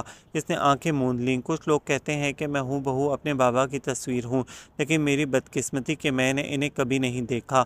اوکے اکرما، اس موضوع پر بہت باتیں ہو گئیں۔ میں نے اس کے دکھ کو محسوس کر کے موضوع سے ہٹانا چاہا۔ نہیں جودت، ابھی تو باتیں شروع ہوئی ہیں۔ وہ درخت کے تنے سے اٹھ کھڑا ہوا۔ اچھا چلو اوپر چشمے کی طرف چلتے ہیں۔ ہم دونوں پہاڑ کے اوپر چڑھنے لگے۔ میری پیدائش کے چند لمحوں کے بعد ہی بابا جان کے ساتھی ان کا جستے خاکی اور ان کی رائفل لے کر گھر میں داخل ہوئے۔ اس نے بتانا شروع کیا، میری ماں بھی بہت بہادر خاتون تھیں۔ وہ بابا جان کی شہادت پر بالکل نہیں روئیں، بلکہ ان کا عزم اور بھی بڑھ گیا۔ کہنے لگی کہ میرا بیٹا بھی اپنے باپ کی طرح کشمیر کی آزادی کی خاطر لڑے گا، اور بابا جان کی رائفل میرے پہلو میں رکھ دی۔ اس دن سے یہ رائفل میری ذات کا ہی ایک حصہ ہے۔ تمہارے اور بہن بھائی نہیں ہیں، صرف ایک بڑی بہن تھی۔ وہ اب کہاں ہیں؟ تم نے بتایا تھا کہ تم بالکل تنہا ہو۔ یہ تب کی بات ہے جب میں صرف 7 سال کا تھا۔ عصر کا وقت تھا اور میں تھوڑی دیر قبل ہی قریبی مسجد سے قرآن پاک کا درس لے کر گھر واپس آیا تھا۔ مجھے بہت بھوک لگی ہوئی تھی۔ اماں جان کچھ کھانے کو ہے؟ میں نے ان سے پوچھا۔ میرے بیٹے کو بھوک لگی ہے۔ انہوں نے مجھے پیار کیا اور چائے کا پیالہ اور روٹی میرے سامنے رکھ دی۔ اس وقت تو مجھے احساس نہیں تھا، لیکن جب کبھی وہ وقت یاد آتا ہے تو خیال آتا ہے کہ اماں جان اور عائشہ آپی بعض اوقات خود بھوکی رہ جاتی تھیں، لیکن مجھے انہوں نے کبھی بھوکا نہیں رکھا تھا۔ وہ دن آج بھی مجھے اچھی طرح یاد ہے۔ ابھی میں نے روٹی کھانی شروع ہی کی تھی کہ گھر کا دروازہ ایک دھماکے سے کھلا اور بہت سے فوجی گھر میں داخل ہو گئے۔ میں صحن میں ہی چوکی پر بیٹھا کھانا کھا رہا تھا۔ اس سے پہلے کہ ہم کو سمجھتے، ایک فوجی نے میرے سامنے پڑے ہوئے چائے کے پیالے کو ٹھوکر مار دی اور روٹی اٹھا کر دور پھینک دی۔ اماں جان میری روٹی، مجھے بھوک لگی ہے، میں چلایا۔ فوجی گھر کے دو مختصر کمروں میں گھسے ہر چیز اٹھا کر پھینک رہے تھے۔ کیا چاہتے ہو تم لوگ؟ اماں جان نے ان لوگوں سے پوچھا۔ کدھر چھپا رکھا ہے تو نے ان لوگوں کو؟ ایک فوجی نے کرخت لہجے میں پوچھا۔ میں نہیں جانتی تم کن لوگوں کی بات کر رہے ہو، انہوں نے بے خوفی سے کہا۔ ابھی سب یاد آ جائے گا۔ یہ کہہ کر اس نے اماں کو گھسیٹا اور انہیں مارنے لگا۔ مجھ سے یہ برداشت نہ ہو سکا۔ چھوڑ دو میری اماں کو۔ میں اماں کو بچانے کے لیے پاگلوں کی طرح آگے بڑھا۔ کسی کو موقع مارا، کسی کو دان سے کاٹا، لیکن ایک 7 سالہ بچے اتنے فوجیوں کے سامنے کتنی دیر تک ٹھہر سکتا تھا؟ ان میں سے ایک نے مجھے زوردار دھکا دیا۔ میں نے بہت کوشش کی، لیکن اماں کو ان کے چنگل سے نہ بچا سکا۔ اماں مسلسل کہہ رہی تھیں، ڈھونڈ سکتے ہو تو ڈھونڈ لو، میں مر کے بھی تم لوگوں کو کچھ نہیں بتاؤں گی۔ اچھا مت بتاؤ۔ یہ کہہ کر ایک فوجی میری عائشہ آپی کی طرف بڑھا جو ایک ستون کی آڑ میں چھپی ہوئی تھی۔ او میرے خدا، مجھے آج تک ان کی چیخیں یاد ہیں۔ بھائی مجھے بچاؤ کی آواز سن کر میں دیوانہ وار ان کی طرف بڑھا، لیکن میں اپنی بہن کے لیے کچھ نہ کر سکا۔ وہ انہیں نہ جانے کہاں لے گئے تھے۔ میرا ننھا سا ذہن یہ فیصلہ کرنے سے قاصر تھا کہ مجھے عائشہ آپی کو بچانے جانا چاہیے یا اماں کے پاس رہنا چاہیے، جنہیں اس افراتفری میں نہ جانے کس نے گولی مار دی تھی۔ ان کے آس پاس خون پھیلا ہوا تھا۔ اماں جی، وہ عائشہ آپی کو لے گئے۔ میں چلایا، لیکن اماں نے میری بات سنی ہی نہیں۔ اماں، اب کہ میں نے انہیں جھنجھوڑ ڈالا، اماں وہ عائشہ کو لے گئے۔ بیٹا میری بات غور سے سن۔ ان کی آواز میں نقاہت تھی۔ یہ اس کا مقدر تھا، یہی کشمیری بیٹی کا مقدر ہے۔ اس وقت تک جب تک یہ دھرتی آزاد نہیں ہو جاتی، تم ابھی اپنی بہن کے دشمنوں کو کچھ نہیں کہہ سکتے، لیکن اپنے دشمنوں کو پہچان سکتے ہو۔ انہیں اچھی طرح یاد رکھو۔ تمہیں ان سے اپنی بہن کی بے عزتی کا بدلہ لینا ہے، کشمیر کی ہر بیٹی کی بے عزتی کا بدلہ لینا ہے۔ ان سے بولا نہیں جا رہا تھا، پھر بھی وہ کہہ رہی تھیں۔ اور بیٹا تھوڑی دیر بعد جب یہ فوجی ہمارے محلے سے دور چلے جائیں تو اوپر بھوس والی کوٹری میں پڑی ہوئی پیٹی کا ڈھکنا کھول دینا۔ اسی میں کیا ہے اماں جان؟ میں ایک دم اپنے آپ کو بڑا اور ذمہ دار سمجھنے لگا تھا۔ اس میں فرشتے ہیں بیٹا، وہ فرشتے جو اللہ تعالیٰ نے ہمارے وطن کو آزاد کروانے کے لیے بھیجے ہیں۔ وہ فرشتے میری بہنا کو واپس لے آئیں گے۔ میرے بیٹے، اب اپنی بہنا کو بھول جاؤ، وہ اب تمہیں کبھی نہیں ملے گی۔ صرف اپنے دشمنوں کو یاد رکھو، جن سے تمہیں ہزاروں معصوم اور بے گناہ کشمیری بہنوں کی بے عزتی کا بدلہ لینا ہے اور بڑے ہو کر ان کی حفاظت کرنی ہے۔ پھر انہوں نے اپنی انگلی سے انگوٹھی اتار کر مجھے دی۔ ابھی تم بہت چھوٹے ہو، لیکن میں نے تمہارے لیے کتنے ہی خواب دیکھ ڈالے تھے۔ یہ انگوٹھی میرے خوابوں کی تعبیر میری بہو کو پہنا دینا، اور بھوس والے کمرے کی پیٹی میں پڑی رائفل بھی لے لینا۔ میں تمہیں صرف یہ 2 چیزیں دے سکتی ہوں۔ اس وقت مجھے کچھ خبر نہ تھی کہ اماں نے کسے اپنے خواب کی تعبیر کہا ہے، بہو کون ہوتی ہے، میں پیٹی میں پڑی رائفل کا کیا کروں گا۔ لیکن میں نے نہ سمجھنے کے باوجود بھی ان کی ہر بات غور سے سنی اور یاد رکھی۔ بیٹا مجھے پانی پلا دو۔ میں بھاگا بھاگا گھڑے سے پانی نکال لایا۔ اماں پانی۔ میں نے گلاس ان کے ہونٹوں سے لگایا، لیکن انہوں نے تو جیسے کچھ سنا ہی نہیں۔ میں نے بھی بہت کوشش کی، لیکن اماں نے پانی نہیں پیا۔ شاید فرشتے آ کر انہیں پانی پلا دیں، میں نے سوچا، اور بھاگ کر بھوس والی کوٹری میں رکھی پیٹی کھول دی۔ اماں نے ٹھیک کہا تھا، اندر واقعی فرشتے تھے، آزادی کی خاطر جہاد کرنے والے فرشتے، لیکن میری ماں کو یہ بھی واپس نہ لا سکے، اور بہن کی لاش ان کے اغوا کے 3 دن بعد جنگل سے ملی۔ کیا قانون اتنا بے بس تھا کہ اس نے تمہیں انصاف نہیں دیا، تمہارا حق نہیں دیا؟ جودت، یہ خوابوں اور کتابوں کی باتیں ہیں۔ فوجیوں نے قانون کے مطابق گھر کی تلاشی لی تھی۔ میری ماں اور بہن سرکاری تفتیش کے دوران حکومت سے عدم تعاون کی پاداش میں ماری گئی تھی۔ وہ تلخی سے بولا۔ صرف 2 عورتیں ہی پیوند خاک ہوئی تھیں، نہ آسمان ٹوٹا تھا، نہ زمین ہلی تھی۔ میری بہن رابعہ سعید نہیں تھی، جس کے لیے ہندوستان کے ایک سرے سے دوسرے سرے تک خبریں نشر ہوتی، حکومتی مشینری حرکت میں آتی۔ وہ تو صرف عام سی 2 عورتیں تھیں، یوں نہ مرتی کسی اور طرح سے مر جاتی۔ وہ ایک لمحے کو رکا۔ پھر تم نے کیا کیا؟ میں نے، اس نے دور خلاؤں میں گھورتے ہوئے کہا، میں نے یہ تلخ حقیقت جان چکا تھا کہ ایک بچہ اپنی ماں اور بہن کو نہیں بچا سکا تو وہ ان کے دشمنوں سے بدلہ بھی نہیں لے سکتا۔ اس لیے میں وقت کا انتظار کر رہا تھا، اس وقت کا جب میرے بازوؤں میں اتنی جان ہوگی کہ میں اپنا حساب برابر کر سکوں۔ مجاہدین آزادی مجھے اپنے ساتھ لے گئے اور انہوں نے مجھے اتنی محبت دی کہ شاید اتنی محبت مجھے آج تک کسی اور سے نہ ملی ہو۔ شوکت چاچا کو میں اپنے بابا جان کی طرح ہی سمجھتا ہوں۔ وہ سردیوں کی طویل راتوں میں مجھے میرے بابا جان اور اماں جان کی بہادری کے قصے سنایا کرتے تھے۔ انہوں نے مجھے بہترین تعلیم دلوائی، یہاں تک کہ میں اپنی تعلیم کی تکمیل کے آخری مراحل میں پہنچ گیا۔ پھر کیا ہوا؟ وہ چپ ہوا تو میں نے بے چینی سے پوچھا۔ پھر ایک دن وہ واقعہ پیش آیا جس کے بعد قلم کتاب سے میرا ناطہ ٹوٹ گیا۔ ایک دن میں نے 3 افراد کو زعفران کے کھیتوں کے قریب سیر کرتے دیکھا۔ تینوں چہرے سے خوشحال اور خوشباش لگتے تھے، لیکن ان چہروں کے پیچھے وہ بھیانک چہرہ میں ہی دیکھ سکتا تھا، وہ بھیانک چہرہ جس نے ایک ہنستا بستا گھر اجاڑ دیا تھا۔ میں سوچ بھی نہیں سکتا تھا کہ اتنے برس گزارنے کے بعد میں انہیں اتنی آسانی سے پہچان لوں گا، جنہوں نے ہمارا گھر اجاڑنے کا ناقابل معافی جرم کیا تھا۔ شاید یہ اماں جان کی برسوں پہلے کی ہوئی باتوں کا اثر تھا کہ میں نے اپنے دشمنوں کو دیکھتے ہی پہچان لیا تھا، لیکن آج انہیں دیکھ کر میں دیوانہ نہیں ہوا، بلکہ میرے دل میں فرحت کا وہ احساس پیدا ہوا جس سے میں آج سے قبل ناآشنا تھا۔ آج مجھے علم ہوا تھا کہ میری ماں نے رائفل کیوں دی تھی۔ میں نے انتہائی اطمینان سے منصوبہ بندی کی اور اتنے اطمینان سے اس پر عمل بھی کیا۔ میں نے انہیں بے خبری میں نہیں مارا، بلکہ ان کے جرم کی ایک ایک تفصیل انہیں بتائی۔ ان کا جرم ناقابل معافی تھا، اس لیے میری عدالت نے انہیں سزائے موت کا حکم سنا دیا۔ جانتی ہو وہ جو دوسروں کی جان اتنی آسانی سے لیا کرتے تھے، میرے سامنے کتنے کھیکھائے، کتنی منتیں کی۔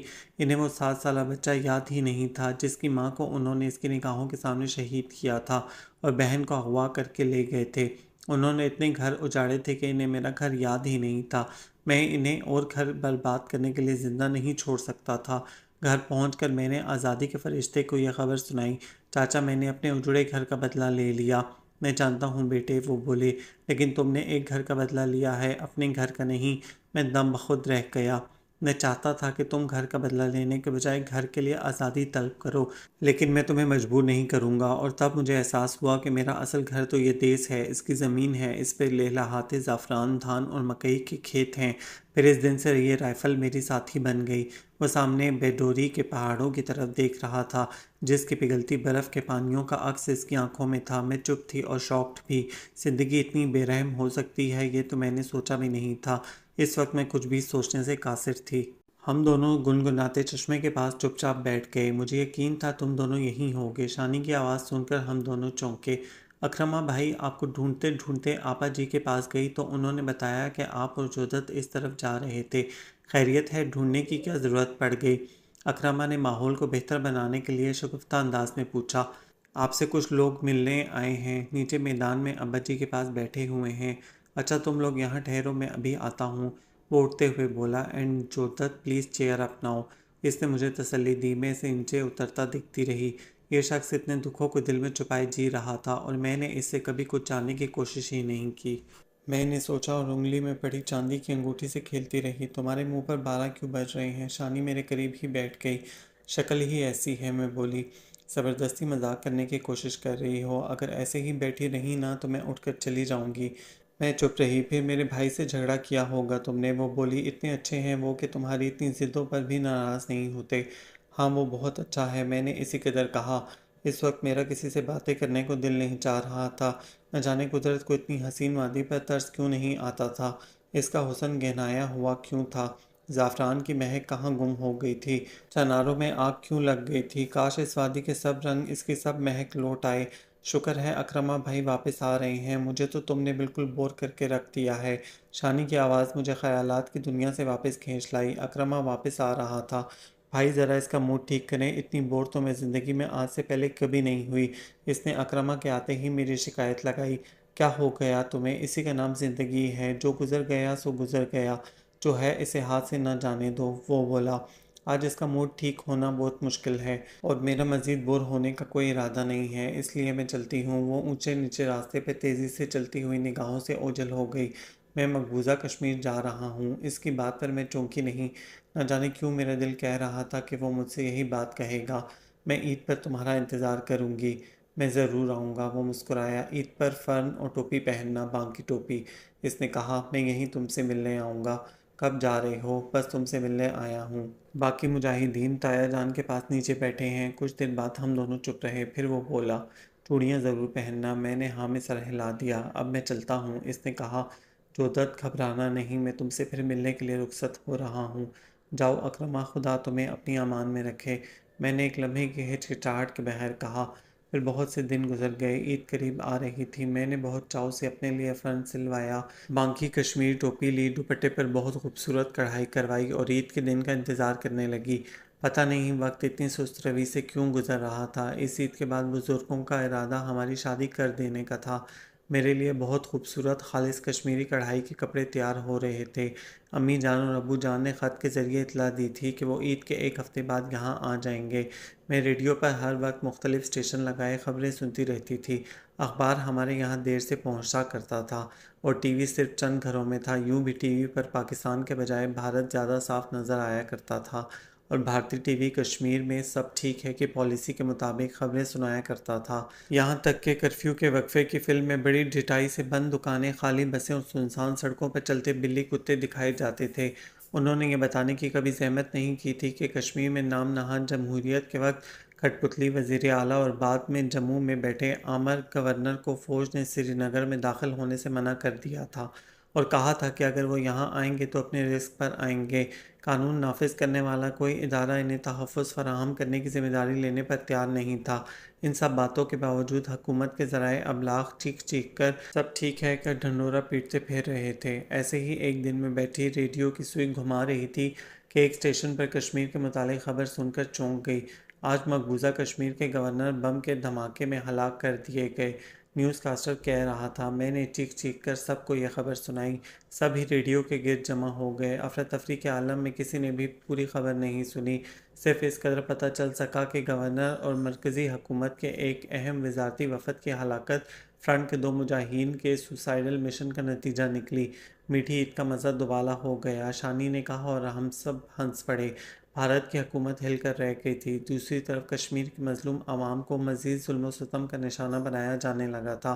کرفیو اور پکڑ دھکڑ کا سلسلہ جاری تھا، لیکن جلوہ گاہ وصال کی شمعیں وہ بجھا بھی چکے۔ اگر تو کیا چاند کو گل کر دیں تو ہم جانیں، اور ظلم کی آندھی خواہ کتنی ہی تیز ہو چاند کو گل نہیں کر سکتی۔ اللہ تعالیٰ اتنا بے انصاف نہیں ہے کہ رات کے رات چلتے مسافروں کو اندھیرے میں دربدر چھوڑ دے۔ ان مسافروں کو جن کے لیے چاند خضر راہ ہے، جن کی ہمتیں دوسروں کے لیے رہنما ہیں۔ چاند رات پر ہم نے مہندی لگائی، چوڑیاں چڑھائیں، اپنے اپنے کپڑے تیار کیے۔ بہت عرصے بعد بچپن کی طرح آج میں اپنے کپڑے دیکھ دیکھ کر خوش ہو رہی تھی۔ نیند آنکھوں سے کوسوں دور تھی۔ اس وقت تو صرف یہی خیال ذہن میں تھا کہ صبح کس طرح تیار ہونا ہے۔ وقت دیر سے صحیح بالآخر گزر جاتا ہے۔